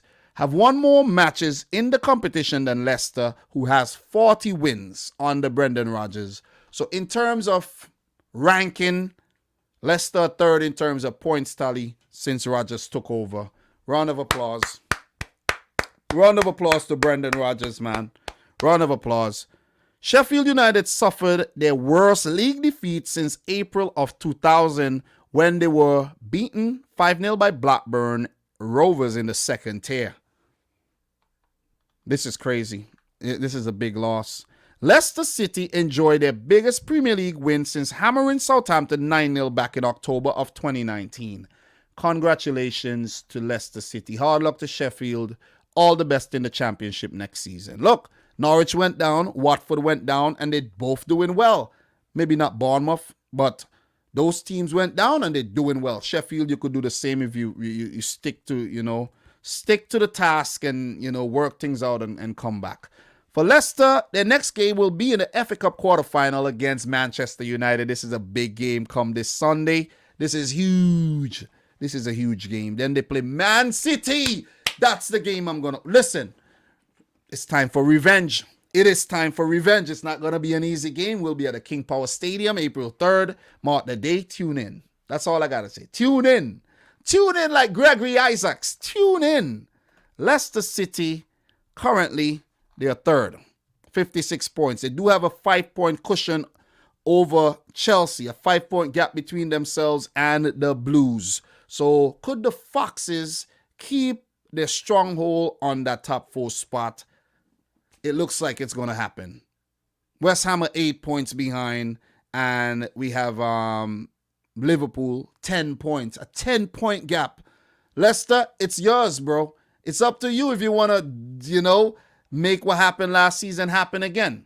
So, very good. For Sheffield United at the bottom of the table, their next game will be in the FA Cup quarterfinal as well against Chelsea. Then they play Leeds United, Arsenal, then Wolves. Good luck to Sheffield and Mr. Heckenbottom for the rest of the season. It's just like, whatever, But they ain't got nothing to play for. They're going down. They could be potential banana skins for some teams trying to get Europe or, trying to actually survive. So we're going to move right on. What are you guys saying in the chat right about now? Big up to everybody in here. We have Carl Headley saying Leicester resolved to be tested. Definitely against City there. So let me see. Giovanni is saying he's on fire right now. He never really have a chance on that confidence that he needed. Yeah, you're right about that. You're definitely right about that one. So we have Adam saying, I think Leicester Sheffield ended up on Pornhub because, oh man. Oh my God, guys. Let's keep it PG here. Keep it PG, Let's try to keep it as PG as possible. Okay? Big up to Julius, the Jew in here, man. He says, I need this Cavani SBC FIFA 21. I haven't been playing Ultimate Team. I've only been playing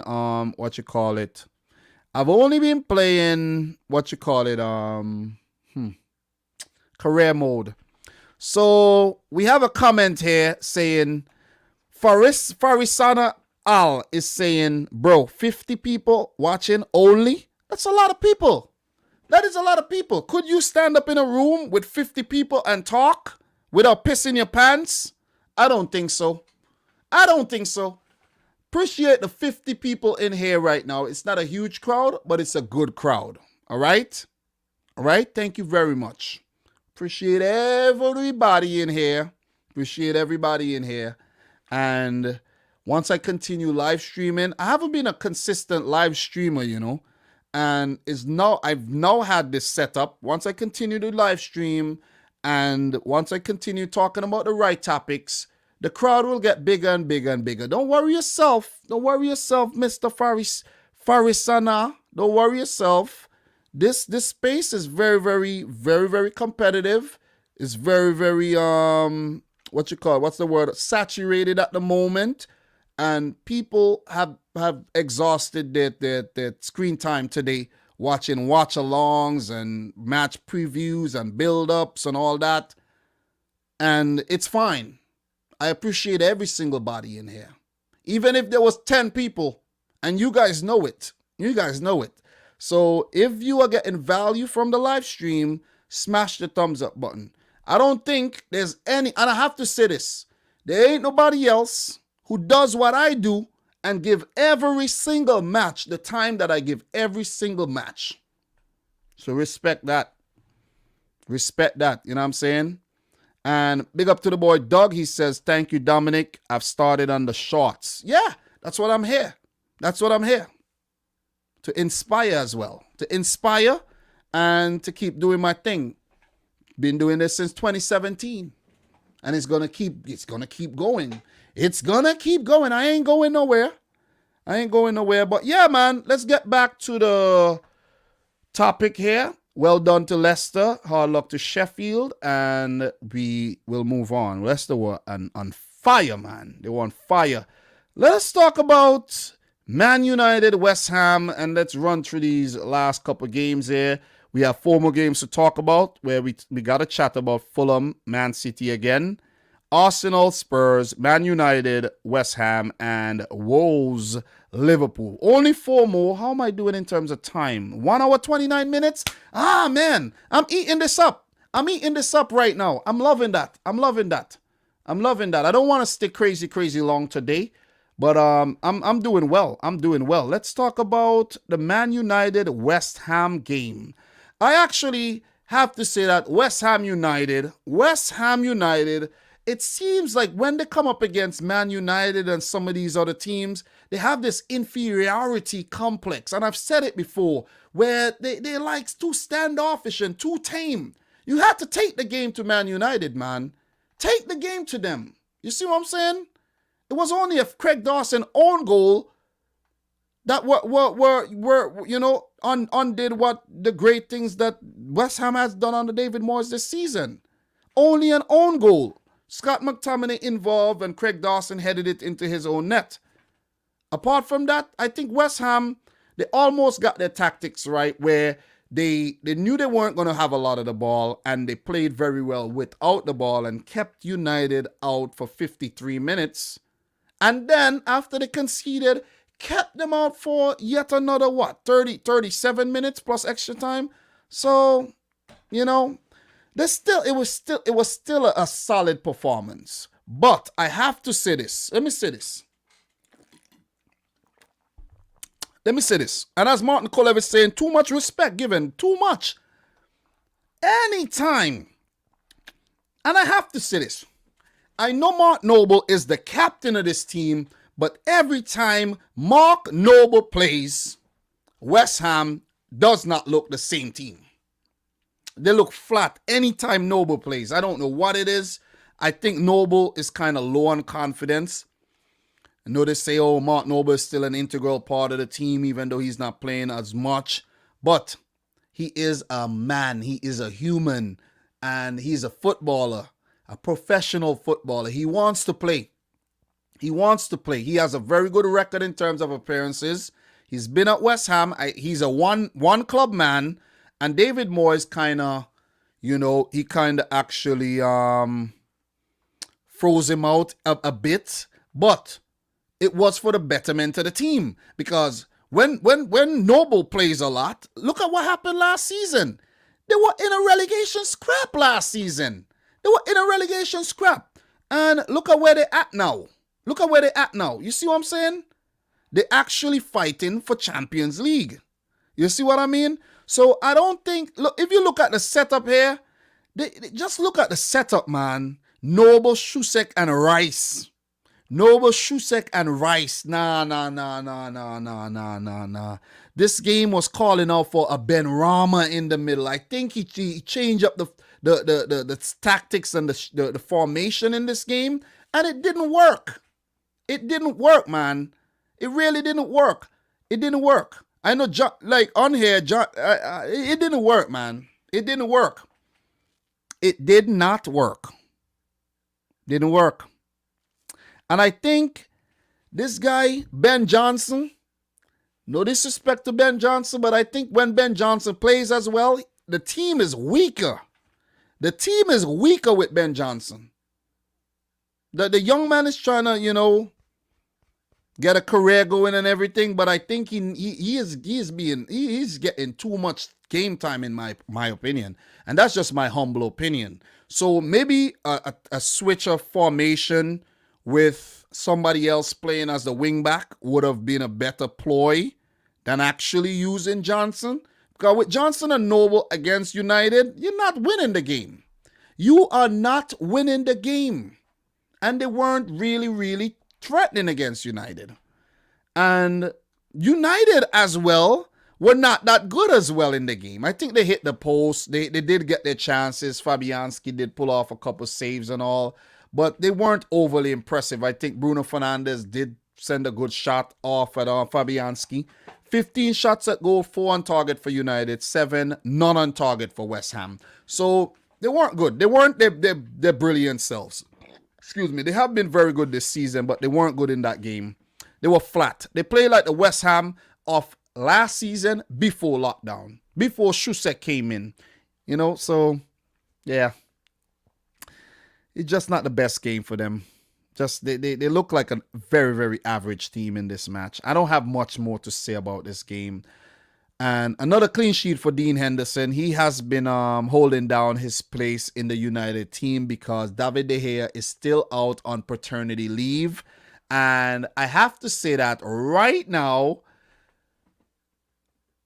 Dean Henderson is probably hoping that David De Gea has some other woman somewhere who's pregnant so he could go out on another paternity leave. And now he's getting game time. Get it? You get it, man? Big up to Bayern fan in the house. Big up to the formidable Centurions. Make sure you guys smash the thumbs up button on your way in. Thriller is saying Mark Noble is a step behind the action, and you are right. You are right. Guys, let's get the stream to 75 thumbs up. Adam is saying, I think rice was good. The rice I cooked for $2. Ooh!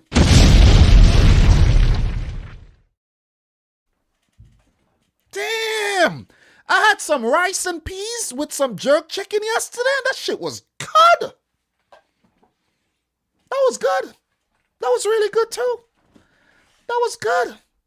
That was very good. You guys on fire. You guys on fire right now. Literally fire.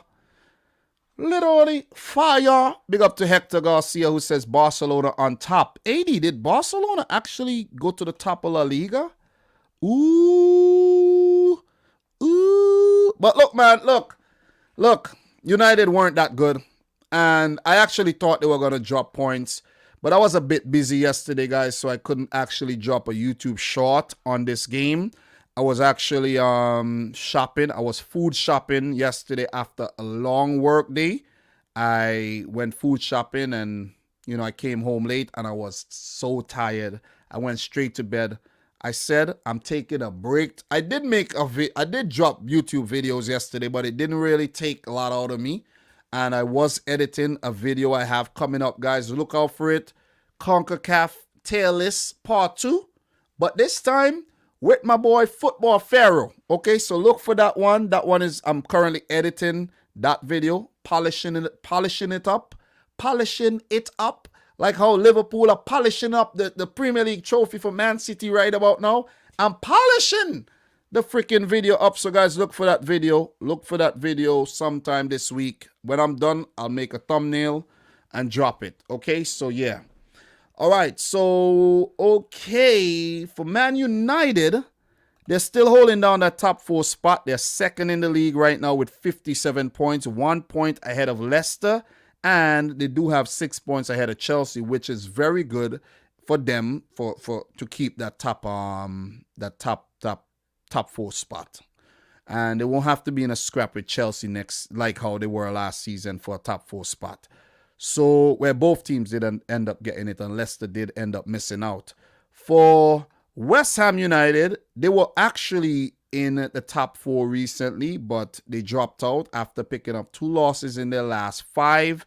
And in these games where they lost, they were average. They were average. Lost to City. Matter of fact, against City, they were actually better than they were against United. But their 2 trips to Manchester, to the greater Manchester region, it wasn't good. Wasn't very good, okay? So they would have to go back to the city down in London and then go back to the drawing board again. Did not travel well to Manchester this season at all. Didn't. Okay, didn't. They didn't. So, yeah. Guys, what do you think about West Ham this season? Do you think they're going to get that Europa League spot? I would actually like for them to get a Europa League spot. I think Champions League could be a bit too much for West Ham United. Just a little too much, where it could actually derail their Premier League season. So, Europa League, that could derail their Premier League season too. But I want them to get Europe like a reward. They will at least get the Conference League, but there's Tottenham coming up. Oh, maybe not. They lost. Maybe not. We will talk about that game next. But for West Ham United, their next match will be against Arsenal, a London derby on the 21st of March, this Sunday. That's a big game. Then West Ham play Wolves. Then they play Leicester. We got some good games coming up here. Good games. So for Manchester United, their next game will be against Leicester City in the FA Cup quarterfinal, where they are, of course, favorites to win. But let's see what Leicester can actually do. But before they, no, wait. Before they do play Leicester, they do have a Europa League game. So that could be a factor. Thursday, Sunday, that could be a factor for them. And Leicester could actually be the favorites here because they have all week. And I mean all week to rest while United play AC Milan, where who knows? They might actually drop the ball. United might actually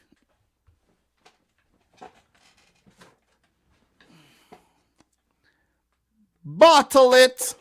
You never know. You never know, man. You never know. So yeah, that's what it is. That's what it is there. So we are gonna move on. I do still think United are frauds. I do. Okay?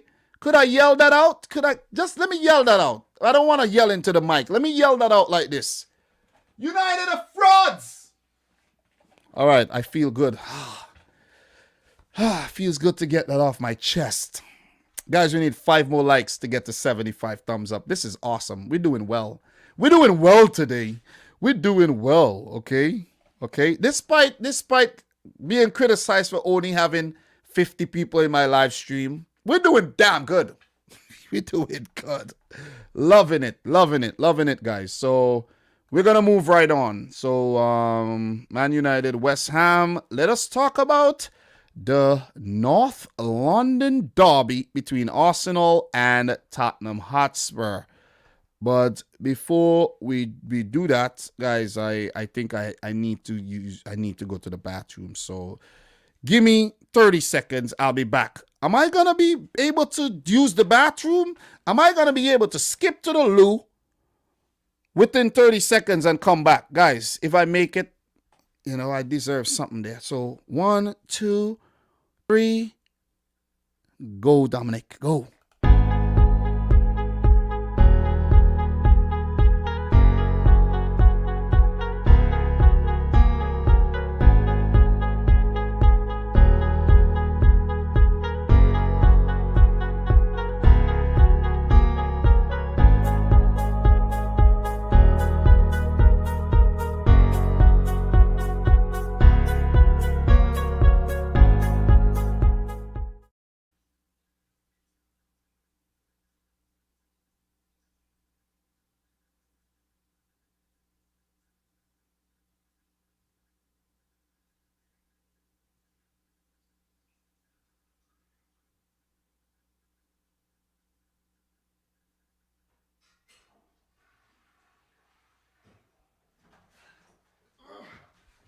Did I make it? Oh, man. Late. God damn. Late. Jesus Christ. How much was I late by? Was I late by like 10 seconds or something? God damn. But anyways, I'm back. I'm back. I had to pee, man. I had to go. And you gotta go, man. You see what I'm saying? But yeah, so Arsenal 2, Tottenham 1. Going back to my predictions, I predicted Tottenham 2, Arsenal 1. I predicted Leicester to beat Sheffield 3-0. I predicted United to draw against West Ham. So, you got some right. I got some wrong. Yeah, but it's all good. And I did predict Liverpool and City to win their games. So, I think I did pretty good this week. I did pretty good this week in terms of predictions, though. I got 5 out of 10. That's not bad. 5 out of 10 ain't bad. 5 out of 10 definitely ain't bad at all, man. That ain't bad. So big up to everybody in here. Big up to all the new faces around here. I'm seeing some new faces in the chat. That's a very good thing. Make sure you guys like the video and subscribe if you are not yet subscribed to the channel. It's a good thing that I'm reaching new people. It means that I'm doing some good things, some things right. But in this game, Arsenal 2, Tottenham won. Congrats to Arsenal. I doubted you.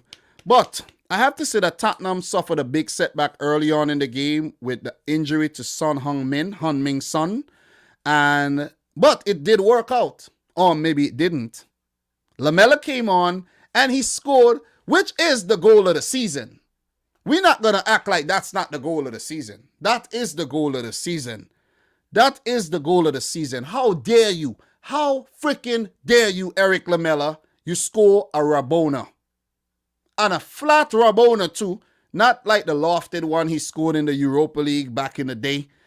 But a flat Rabona all the way on the ground. Nobody expected that. Nobody expected that. Not even the viewers expected that. And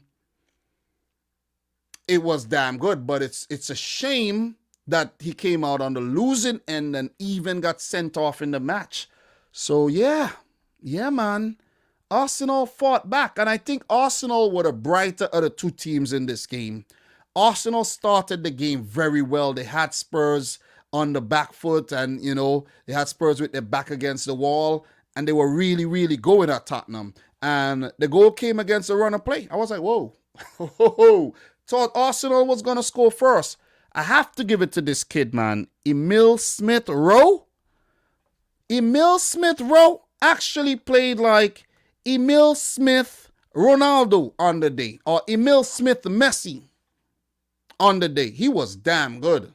This kid got a bright future, and I'm really, really happy for him. And I'm happy that Mikel Arteta is giving him the amount of game time he's getting right about now. Because that guy, man, and Saka... Oh, man, man. Look, Smith-Rowe and Tierney, they give Doherty nightmares. Nightmares last night. Nightmares, I'm telling you. Doherty, this is Doherty, right? This is Doherty. Doherty is sleeping, He's sleeping. Mr. Doherty is sleeping. Saka! God damn. I thought I saw Bukayo Saka. Oh. Kieran Tierney. God, what is going on with me? Doherty again. Smith-Rowe. He had a horrible game. Matt Doherty had a horrible game, man. He had a horrible game. You see what I'm saying? So, you got to give it to Arsenal and the youngsters, man. Odegaard, man. Woo! Odegaard replied with his first Premier League goal for Arsenal. And, quality. Transfer marked. Where's the goals? The goals disappeared. What is going on here? I'm on transfer marked right now, guys. And the section where the goal's supposed to be, nowhere to be found. But look, after Lamela scored, Odegaard, he replied, and that was a world. Guys, who scored the better goal? Was it Eric Lamela or was it Toby Alderweireld? Because that was a good goal he scored too, Imagine a ball being passed, right?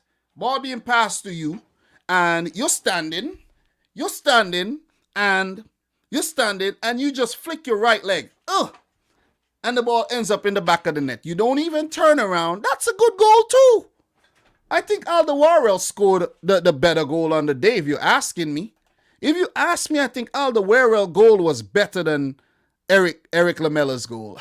It was. When you really, just think about it for 1 second. Just think about it. Think about it for 1 second. So, Eric Lamela in the 33rd minute after coming on for Son against the run of play, and then Martin Odegaard replying there with his goal in the 44th minute, and it was deflected off Alderweireld to send Lloris the other way.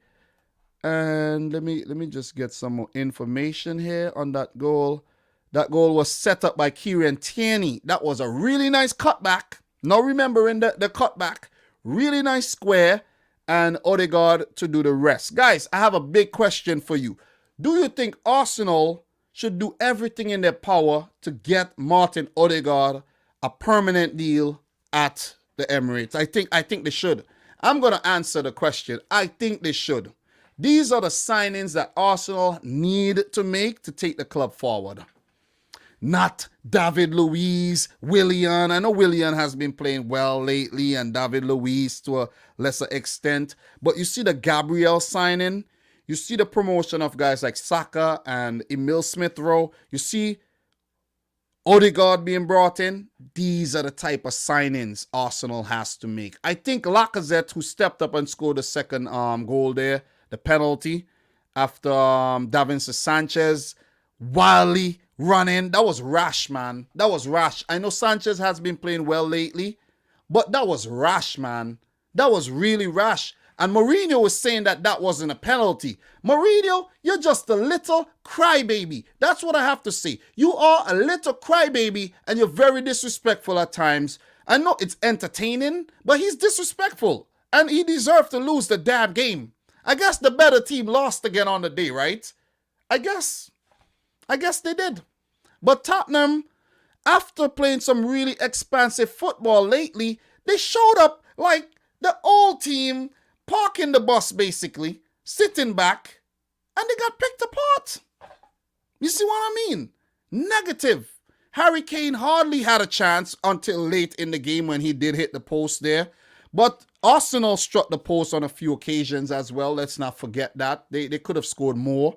Aubameyang got dropped altogether for periodically turning up late to team meetings. And if you have ever been a part of a team dynamic, you should know team meetings happen. And you can't be showing up late as the captain. So I think Mikel Arteta's decision to drop him altogether was justified. And Arsenal went out there and put out a really, really, really solid performance. Gotta give it to them. Harry Kane almost scored, hit the post. The rebound comes back. Gabriel, after Davinson Sanchez, his shot, Gabriel heads out. It was a good performance by Arsenal. And there's a lot of other good things that happen in the game that I really can't touch on. I can't touch on everything, you know what I'm saying? I gotta only, talk about what I remember.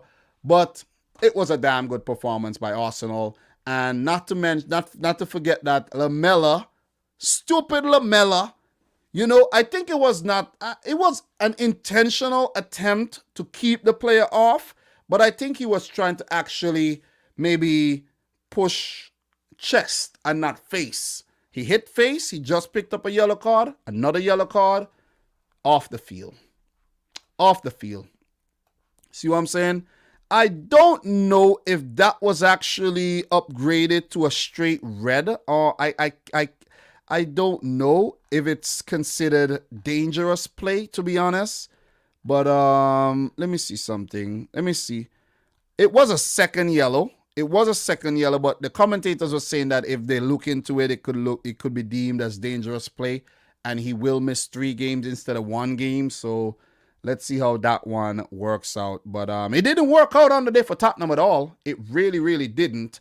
So to give you guys some insights, hold your thoughts. I'll get to your thoughts just now, guys. I will get to your thoughts just now. We don't have any insights either. We ain't got no insights for this one. I don't know why. Usually have insights for every game. None for this one. So I'll have to take the insights from the comment section. What are you guys saying? What are you guys saying right now? So Adam is saying, yeah, Arsenal need to sign more players who have potential, not big players, because it's a big risk. They will flop. Yeah. And Nicola Pepe did come on in the end there, and yeah, but he didn't really do much. He comes to mind. I think Arsenal had the right intentions with Pepe. Just Pepe did not he haven't really performed the best. So Thriller is saying it will be hard to keep him permanently because Madrid will want him back after his good spell. But he did also have a good spell at Real Sociedad. I think you guys could get him. I think you guys could get him, Thriller. You guys could get him because I was even reading today that Luka Modric is signing another contract for another year at Real Madrid. So with Modric, Toni Kroos, Casemiro, and Fede Valverde, just to mention the midfielders over there, where's Odegaard going to fit in? You see what I'm saying? So I do think you guys stand a very, very good chance of signing him. You know what I mean? Big up to the boy Robert Robinson in the house. And Thriller is saying we need to hang on to Saka and Emil Smith Rowe as much as possible. They're yours. These guys are Arsenal youth products. They are yours unless the players, unless a deal comes in, an offer comes in that the players actually want to push for the move and Arsenal are forced to sell. You know? But, it was a big win. Arsenal needed this win. If they are to push for their chances of getting Europe this season via the league, they have to win these games. And Tottenham also pulled off the league double over Arsenal for the first time in a very, very long time. And that would have actually been, a travesty for the Arsenal fans and for the Arsenal team. So it was another kind of weird game for Tottenham where they were playing well. Gareth Bale wasn't really involved much in the match. He was taken off, and then Kane was, only sparked to life late in the match. Son got injured. So everything just went out the window for Tottenham Hotspur. They tried. But on the day, Arsenal, too good.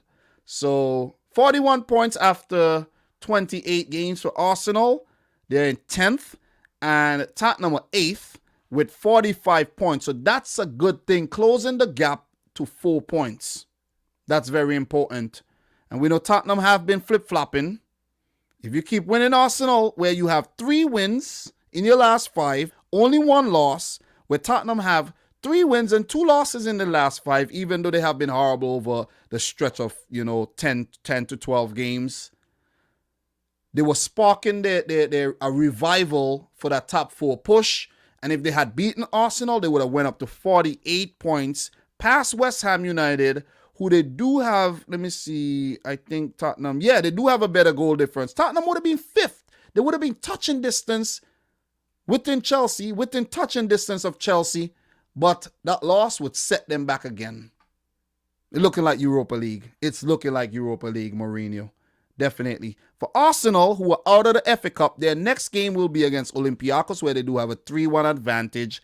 Then against West Ham in the London derby. Then they host Liverpool at the Emirates. Liverpool do like to travel to London. Remember that. Arsenal fans. For Tottenham Hotspurs, the next game will be in the second leg of the Europa League, where they do have a 2-0 advantage against Dinamo Zagreb at the Maximir in Zagreb, Croatia. So, all the best to Dinamo. I'm rooting for you. I did watch the first leg. Aston Villa versus Tottenham as well, and Newcastle United. What are you guys saying in the chat before we move on to the final 2 matches today, where we're going to wrap things up? So, let me see. Thriller is saying West Ham and Liverpool next to Prem games. We're going to have gonna be very tough to get points. You guys got to believe in yourselves, man. You got to believe in yourselves. You know what I'm saying? Believe in yourselves. And it could happen. Believe in yourself like you believed in yourself against Tottenham Hotspur. You see what I mean? So, let us move right on. We're about to wrap this thing up. We're about to wrap it up. Wrap it up, man. Wrap it up. So, we have Wolves Liverpool. Let's talk about that, and we will talk about the mighty Man City for the final game today, and then we'll call it quits until tomorrow, where I will be back for the Champions League roundup after those games. And I will be back on Wednesday too. I'll be back maybe every day this week. I don't know. But look, let's talk about it, man. Wolverhampton Wanderers 0, Liverpool 1. Congrats to Liverpool. And they go back up in the top 6. Good win. I think Liverpool did a lot of good things in this game, where Klopp, once again, he got the lineup right. I think he got the lineup right here with Robinson, Kabak, Phillips, Alexander-Arnold, and Alisson. I think the center-back pairing of Phillips and Kabak did some very good things in this game. I'm gonna talk the truth, like I always do. Phillips have been big. Pass me the Phillips, bro. No, not a flat head. Not a flathead. Pass me the Phillips, man. All right, let's get to work. Nathaniel Phillips have been doing the job. You have been doing the job. Look. You can't get the entire job done with only a screwdriver. So that's why you need a Kabak and a Robertson, Fabinho in the midfield. Thiago tried really, really hard on the day. I was talking about Thiago earlier. He tried too hard, in my opinion. And he got taken off by Klopp. And he was perplexed. Did you guys see that when Thiago was like, and he came off at the nearest point on the other side of the field? He wasn't expected to be taken off. He wasn't. And I think Thiago is trying very, very, very hard. And that's a good thing. That's a very good thing that you could see that he's trying harder than he usually tries. I don't know if you guys disagree or you agree with me, but that's just how I feel. That is just how I feel. I think Fabinho, Wijnaldum were very, very busy in the midfield. And Mane, even though, he had a good chance to score, he should have scored, but he had a bad touch. You could see Mane isn't as sharp as he usually is. He got a header. He put it wide. He could have at least tested the goalkeeper there. He is still not very sharp in the final third of the field. Still not very sharp. And it was the sharpest man on the day, Diogo Jota, that scored the goal against his former team on his first visit to Molineux since he transferred to Liverpool. He was a former Wolves player. So, guys, we could also say that, remember, we were actually saying Liverpool, yeah, they missed Van Dijk, they missed Gomez, but when Diogo Jota got injured, I think that is what really, really derailed Liverpool season, and the wheels fell off big time. But it seems like the wheels are coming back on since, like, Diogo Jota fit again, played against RB Leipzig, and he did play well. Played against, it did play a Premier League game. They think he did play the Premier League game that Liverpool lost, if I'm not mistaken. Not going to get too much into that. Maybe I'm wrong, maybe I'm right. Can't remember everything. But Jota, clinical on the day. I think Patricio should have saved that. That was savable. That was definitely savable. But, got to give props to Jota for being at the right place at the right time, getting that ball from Sadio Mane on a quick break. I think it was in Wolves' position from Liverpool's third of the field, and quick transition on the break, and Jota to do the rest. He is the man. He is the man. He is Liverpool's talisman right about now. It's not Mo Salah. It's not Mane. It's not Firmino. It is Diogo Jota. Jota is the answer. He is the truth. But Jurgen Klopp, what he did by playing him against Midtjylland was one of the dumbest things we've seen this season. Should have never played. And it's these kind of decisions why managers end up getting sacked in the end. Because you make a daft decision like that when the player didn't need to play against a Midtjylland where the group was wrapped up already. It was a dead rubber game. He got injured. It ended up costing Liverpool their title defense. Am I correct with that, guys? Am I correct? I think I'm spot on with that. I think I'm definitely spot on. So that was Jota's 6th Premier League goal of the season. Scored late in the first half in extra time. Sadio Mane's 5th assist. And Wolves, who are a better second half team, did play well in the second half. Did create some chances, but none good enough to beat Alisson Becker. Guys, there was an incident very, very early on in the game. Early in the game when there was a situation where Alisson actually pushed down Nelson Semedo in the box. That could have been a penalty shout. If the referee had decided to point to the spot, VAR would not have overturned that at all. Wolves got their chances, but then again, they didn't take their chances, man. Nelson Semedo, tame shot in the 5th minute. You gotta score. You gotta score. When you have opportunities to score against Liverpool, you have to score, or else it's going to come back and haunt you. And it definitely did. It definitely did. Sadio Mane's chance. Thiago, Wijnaldum linking up to set up Mane. Mane, not as sharp as he used to. And I don't know if it has to do something with his hair or anything, because his style isn't even as sharp as it usually is. Maybe you could blame COVID-19, the lockdown, and, social distancing. You can't see a barber and all of that. But, Mane, you have to get something done with the hair, bro. Shave it off or something, man. Do a Taylor Swift and shave it off, shave it off, shave it off like your boy Dominic Rich. Shave it off. Don't know why you're holding on to Sadio Mane. You're not Samson, bro. You do not need the hair. Shave it off. Shave it the freak off, man. But yeah, man, there was Thiago's foul and Joao Moutinho that is worth talking about. It could have been a situation where, who knows, Joao Moutinho could have got injured and we could have seen a situation where Thiago could have got sent off. But it ended up being a clean tackle. And during that whole move, Adama Traore broke away and he was well dealt with by Ozan Kabak. I think that was a situation where Adama may have been offside as well. And the 37th minute, there was Mane's header. Mane, you got to put that on target. Any way that is on target, it goes in the back of the net. And I think Wolves were holding their own very, very well up until that point, because they haven't been at their most potent without Raul Jimenez and without Podence and a few other players missing out as well.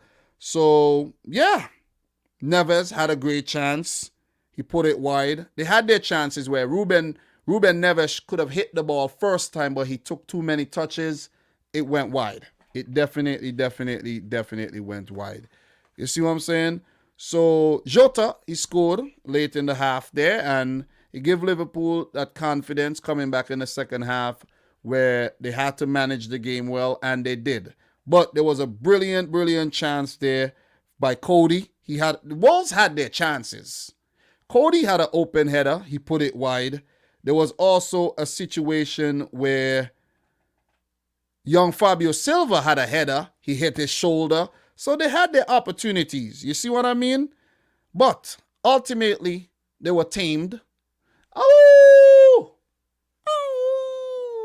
Wolves were tamed by Liverpool. And Diego Jota being the X factor. The X factor here.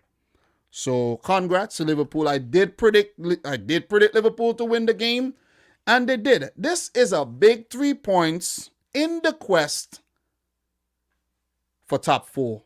Or you could put it in other words to say Liverpool have revived their top 4 hopes with a big 1-0 win over Wolverhampton Wanderers, where they have done the double over the Molineux side. Big double. Big win early on in the season. I think it was a 4-0 win and a 1-0 win. Even if the scoreline isn't by a big margin, it is a big win considering what Liverpool have been doing at home. They have been traveling better as of late. But before, it was their away form that was actually worrying. But now it's their home form where they have lost 6 home games in a row. Well played, Liverpool. I got to give it to y'all. Well played. I think Mo Salah could have been better on the day. And he did ended up scoring, which resulted in the incident where Rui Patricio got hurt. And let me mention something there where they've been talking about it all the time, right? When there's an obvious offside, just raise the flag. If it's obvious, raise the flag. If it's tight, leave the flag down, let the play go through, and then VAR would do its thing. But if it's obvious, raise the damn flag, because that is a situation where if the flag was raised, then Connor Cody would have stopped. Rui Patricio would not have come out for Salah. Salah would have just stopped, and the game would have went on. But because the flag was kept down, Salah went through, Cody came through, the ball in the back of the net, Salah celebrating, looks over, it's offside. Cody knees Rui Patricio in the head. He's knocked out. Has to go off. Concussion substitute brought on. Ruddy. Liverpool did use their concussion substitute too, I think. But I don't think they did. They wanted to. Yeah, they wanted to. They wanted to bring on Curtis Jones, but they didn't. and Rui Patricio out with a head injury. So it's not been a lucky season for Wolves in terms of head injuries at all, where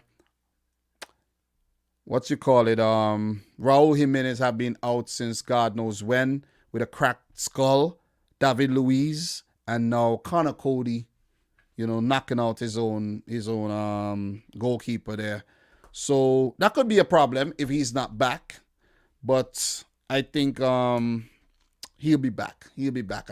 You guys are saying there was some good news that came out. So get well soon. Get well soon, Rui Patricio. For Portugal, he'll be fine. He'll be fine. He will be fine. He will make the Euros, but Anthony Lopez is, has climbed up the pecking order, and there's other goalkeepers like Jose Sa as well available. So, guys, I won't be doing a FIFA stream tonight. I want to do a FIFA stream, but I can't tonight. I have to preserve the voice, and also I have to, have other things I have to do. FIFA streams will come back definitely on Wednesday, where I have signed Lionel Messi and I have signed Neymar. The reunion of Messi and Neymar at Santos FC, where we are now in the Premier League. So remember that. But look, big win for Liverpool in the grand scheme of things, and they go back up, to 6th, and they are fighting for that top 4 spot, where they are only 5 points behind Chelsea. Liverpool, it's yours for the taking. It's yours for the taking. It's up to you if you're going to clean up your act at home and get it. Listen, if you can't do it for yourself, hire a cleaning company, because your act is really dirty at Anfield. Hire a cleaning company, get Anfield cleaned up, get back to your winning ways. Or else, Europa Conference League. But look, right now, even Europa League would be kind of embarrassing for Liverpool. You got to get top 4. Liverpool, you have to get top 4, or else we would not give you a break next season. We won't give you a break next season. You know what I'm saying? So they have 46 points. They're 13th win this season. They have lost 9 and drawn 7. And 6 of those 9 losses have been at home in their last 6 home games, which is, it's ridiculous. And guys, do you know the team they play at home next? Aston Villa, where they have a chance to get revenge on Villa for that 7-2 drubbing they received early on in the season.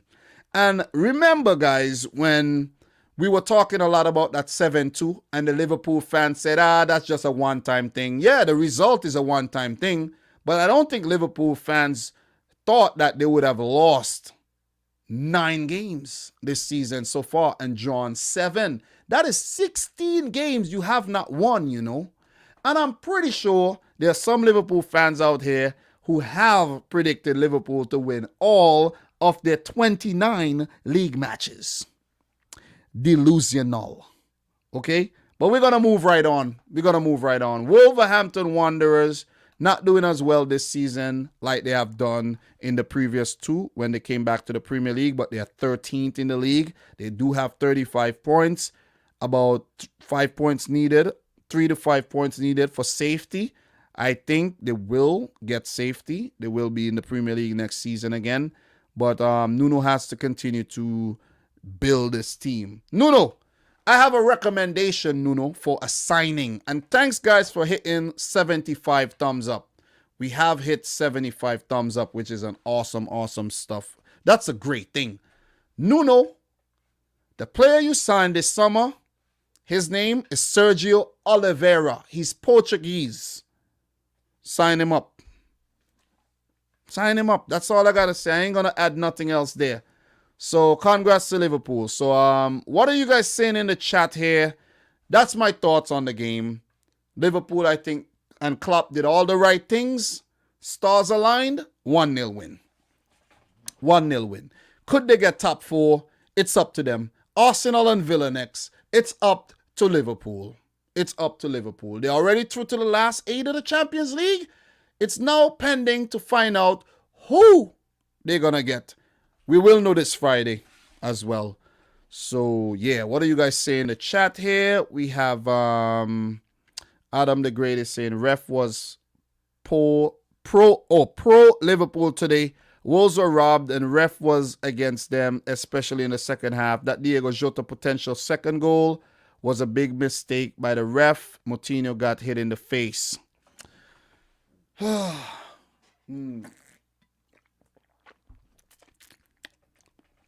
We all know the Premier League refs are suspect. We know that.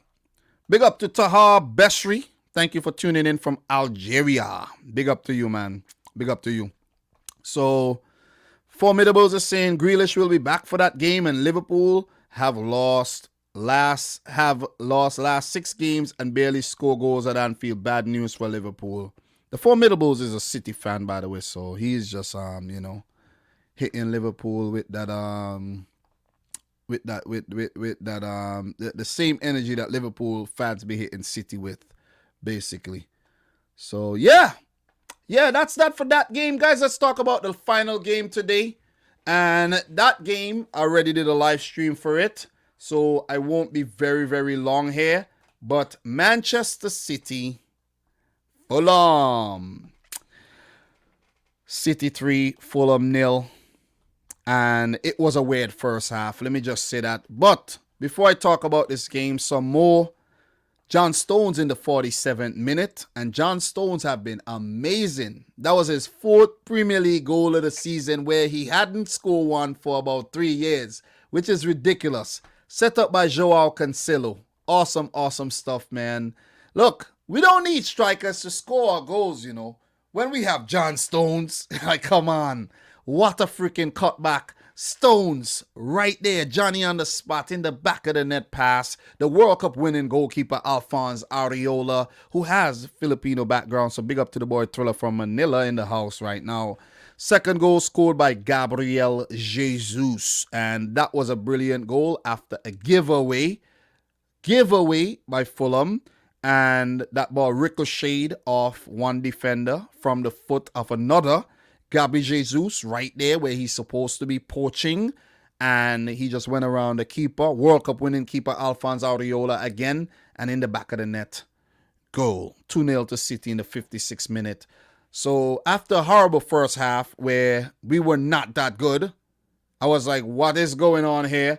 We came back in the second half with a change of system to score 3 in 13 minutes, capped off by a brilliant penalty goal scored by Sergio Aguero for his first goal of the season. Believe it or not, first goal in 417 days. City win the game 3-0. Of course, there were other chances late in the match where I think Ferran Torres had a couple. Ferran Torres have not been good in the league. He haven't been good in the league. He have struggled in the league. He has been good in the Champions League, but in the Premier League, Ferran, bro, get up to speed, baby. Get up to speed. You see that? I'm criticizing my own player because it's the truth. Just like how I criticize Thiago, I'm criticizing freaking Ferran Torres. But I could understand why Pep actually played this team where he made 7 changes. Just like Liverpool made 7 changes against Fulham. City did, and it's important to mention that because Liverpool made 7 changes and lost. City made 7 changes, and it could have ended up like that, where in the first half, we did not look good. We lacked creativity. We lacked that cutting edge. It was all over the place. And I don't understand. Guys, let me talk to you. Listen to me. I don't understand why Pep Guardiola had to change his system. Why change a system that's working? If it's working, keep using it. You're changing up the system. It does not work. I wonder if it was actually an experiment. You have to think, was it an experiment? And Pep was like, okay, now I see. Can't do that again. I can't do that again. Because I really don't know why he changed the system. But in the second half, I think he reverted to his regular 4-3-3, and it worked like a charm.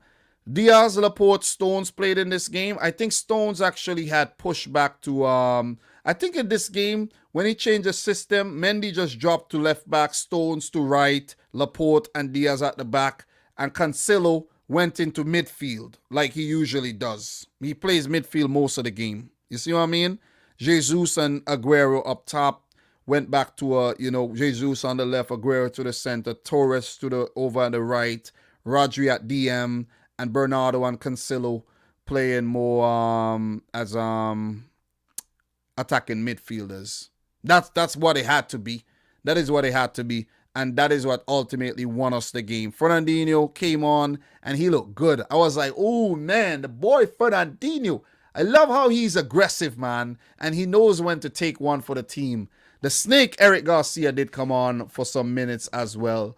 Good luck at Barcelona. No disrespect, AD, but I don't think it's the right decision. He should have stayed at City. And Fulham, man. Oh, man.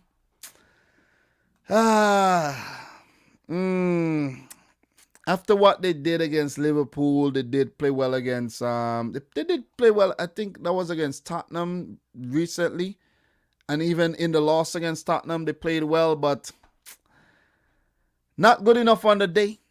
Not good enough at all, and they got beaten off the park. They only had 3 shots off at goal, none on target. They didn't trouble Edison at all, and they were well dealt with. Very, very resolutely by the likes of Stones, Diaz, Laporte, Mendy. I think Mendy had a good game. Mendy, I've been hearing some rumors that he could be on his way out and all. I think he had a solid game, and he looks like he's fighting hard. He's fighting hard. He really played well. And I got to give it to him, man. I got to give it to him. You see what I'm saying? Definitely got to give it to him. So Taha Beshri saying he's trying to keep the players fresh because he believes the same lineup won't be able to hold up all season with such high number of games. Yes, you're right. You're right. And I know Pep has been changing and chopping the team every match. 4 and 5 changes, even 6 and 7. And even Riyad Mahrez, who has been on fire, did not get a run out. Sterling got a rest. Kevin De Bruyne had a rest. And this is important for the game coming up against the Borussia Mönchengladbach tomorrow, to make sure that we go into that and we don't F things up. You see what I'm saying? You see what I mean? So I could understand why he did that, but I don't think it was the right change of personnel. The team was too unbalanced. It should have been a bit more balanced. Pep just actually think that he's he's like playing FIFA and he could do whatever and get away with it. You see what I mean? So big up to Tameh Al-Katane. He says, Pep Changiola. Very nice one. And you don't need to do this. No need to do this. Don't need to do this. That is unnecessary. I don't skip comments, okay? Don't skip comments, so chill. Chill. And Doug is saying, wow, Che Adams has reportedly chosen to represent Scotland, not England. Why, wow?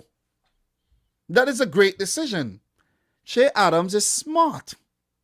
That is smart. That is a smart decision.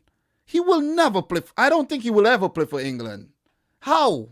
Harry Kane? Rashford? How is he going to get in? Che Adams, you're smart. You're smart. Why Champions League draw so early, 6 a.m.? 6 a.m. what? Eastern time? If that's 6 a.m. Eastern time, that'll be good for me. I'll wake up and I'll do a live watch along to that. So I have to look into that and schedule the live watch along. There'll be more people doing it, but make sure you come check me out. Taha Beshri is saying, do you think City would win the Champions League this season? Well, they have been winning the Champions League in my FIFA career mode streams. So that's a good thing. So let's see if that happens. You know what I mean? Let's see if that happens. So, guys, I think Man City played well again, but it was only in the second half where they did well. The first half was poor. The first half was really, really poor. I don't know what happened in the first half. Nothing went right, and we were all over the place. But we got our momentum back for the second and finished things off. It could have been more. It could have been by a bigger margin, but Fulham, they stopped the bleeding and kept it down to 3. So of course we all know that Man City are on top of the table. 14 points needed to win the title. That is 5 wins. 5 wins. 8 games left. 8 games left. 5 wins. It's done. If we win our next 5 games, we'll wrap it up early. You see what I mean? And I would love for us to win all remaining 8 games. I did think I did say that we were going to win all the remaining matches. That would have stretched to like 25 games. But we did lose to United. Ah, man. United won the match, but they're not winning the title. Come on. You know what I mean? Like, yeah. It's like, it's like you end up, it's like you end up getting a hug from the girl, and I end up going all the way. You see what I'm saying? We both like the same girl, but you end up getting hugs in all the time, and I end up going all the way. Similar situation. Have you ever been in that situation? But huge win again for City, seeing that Fulham have been playing well, and this is another setback for Fulham on their quest to survive. They are 18th, still in the relegation zone. They were level on points with Brighton, but Brighton have now, gone up 3 points after that win against Southampton. And Newcastle, with their 3 draws, are on 28 points. So Fulham have played a game more than both Brighton and Newcastle, so that could be a worrying thing for them. If those teams pick up wins in their next games, Fulham could start. They could start like shit in the bed. You know what I'm saying? So Fulham play Leeds in their next game. Then they play Villa and Wolves. Winnable games. Very, very winnable games. So it's up to you, man. It's up to you. You get 9 points. You go up to 35. You could let Brighton and freaking Newcastle scrap it out. It is all up to you guys. It is all. Some things are not in your hands, but most things are. Remember that. Most things are. For Manchester City, the next game will be tomorrow in the Champions League against Borussia Mönchengladbach, where they do have a 2-0 advantage. Then against Everton in the FA Cup quarterfinals. It's all about these cups, man. We're winning the title. We're in the Champions League still. We're in the FA Cup still. And we're in the Carabao Cup final. And still, we don't get no goddamn respect. Simply because we are yet to win a Champions League. You guys realize how my ignore game was really hard early on in the stream when we had a certain character came in to the live stream trying to throw me off my game? I didn't pay him no mind. You see what I'm saying? I'm good, man. So, look, just for some... do I have any insights from that game, though? Let me see something. That was really insightful, by the way. The whole live stream. We have Manchester City have won each of their last 8 away league games, scoring 22 goals while conceding only 3 in this run. Fulham have lost 5 of their last 7 Premier League games at Craven Cottage, winning 1, drawing 1, while they have also failed to score in 7 of their last 9 home league matches. This is where the problem's at. Craven Cottage. Craven Cottage. They're not craven enough at Craven Cottage. Come on. You need to be a little more craven. I think that's like a Caribbean word for like, you're to craven. You know what I mean? Need to be a bit more ravenous at home. You see what I'm saying? I think that's the word, ravenous. Look, Man City have won their last 7 meetings with Fulham in all competitions by an aggregate score of 21-0. This is now their joint longest ever run of wins against a single opponent without conceding a goal. Also 7 versus Wigan between 2010 and 2013. Wow. That is simply mind-blowing. 21-0. And I could bet there's some people out there who are actually thinking Fulham are going to beat City. Delusionals. You know what I'm saying? But look. Will City draw PSG Friday? Who betting me? City will draw PSG. Let's see what happens. I don't know who will draw. Look, if we want to win the Premier League, we got to draw anybody. Anybody. Were you waiting for the final and lose? Beat them in the quarters. Beat them in the semi. Draw anybody. But guys, the stream is drawing to an end. And I've been talking for the last 2.5 hours. My plan was to go for 2 hours today. So to go 28 minutes over, that's not too bad. Guys, if you haven't yet smashed the thumbs up button, Make sure you smash it. If there's anybody in here right now who are yet to smash it, get it up. We have 79 likes now. We have a dislike, and that's cool too. But guys, smash the thumbs up button if you haven't yet done so. And big up to the boy Legend Sweet. Legend Sweet, I see you. How are you doing? How are you doing today? Dupe, how are you doing today? I won't be doing a FIFA stream today. Sadly, I want to, but I won't be doing one simply because of rest and burnout issues. I don't want to burn myself out. I have, it's 8:36. I woke up early this morning. I want to go up and chill. Have some things I have to work on still. So the work never stops, okay?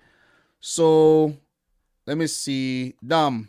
Twilla says, Dom, I know how it feels. I've been friend zoned many, many times. Oh boy. Oh boy. I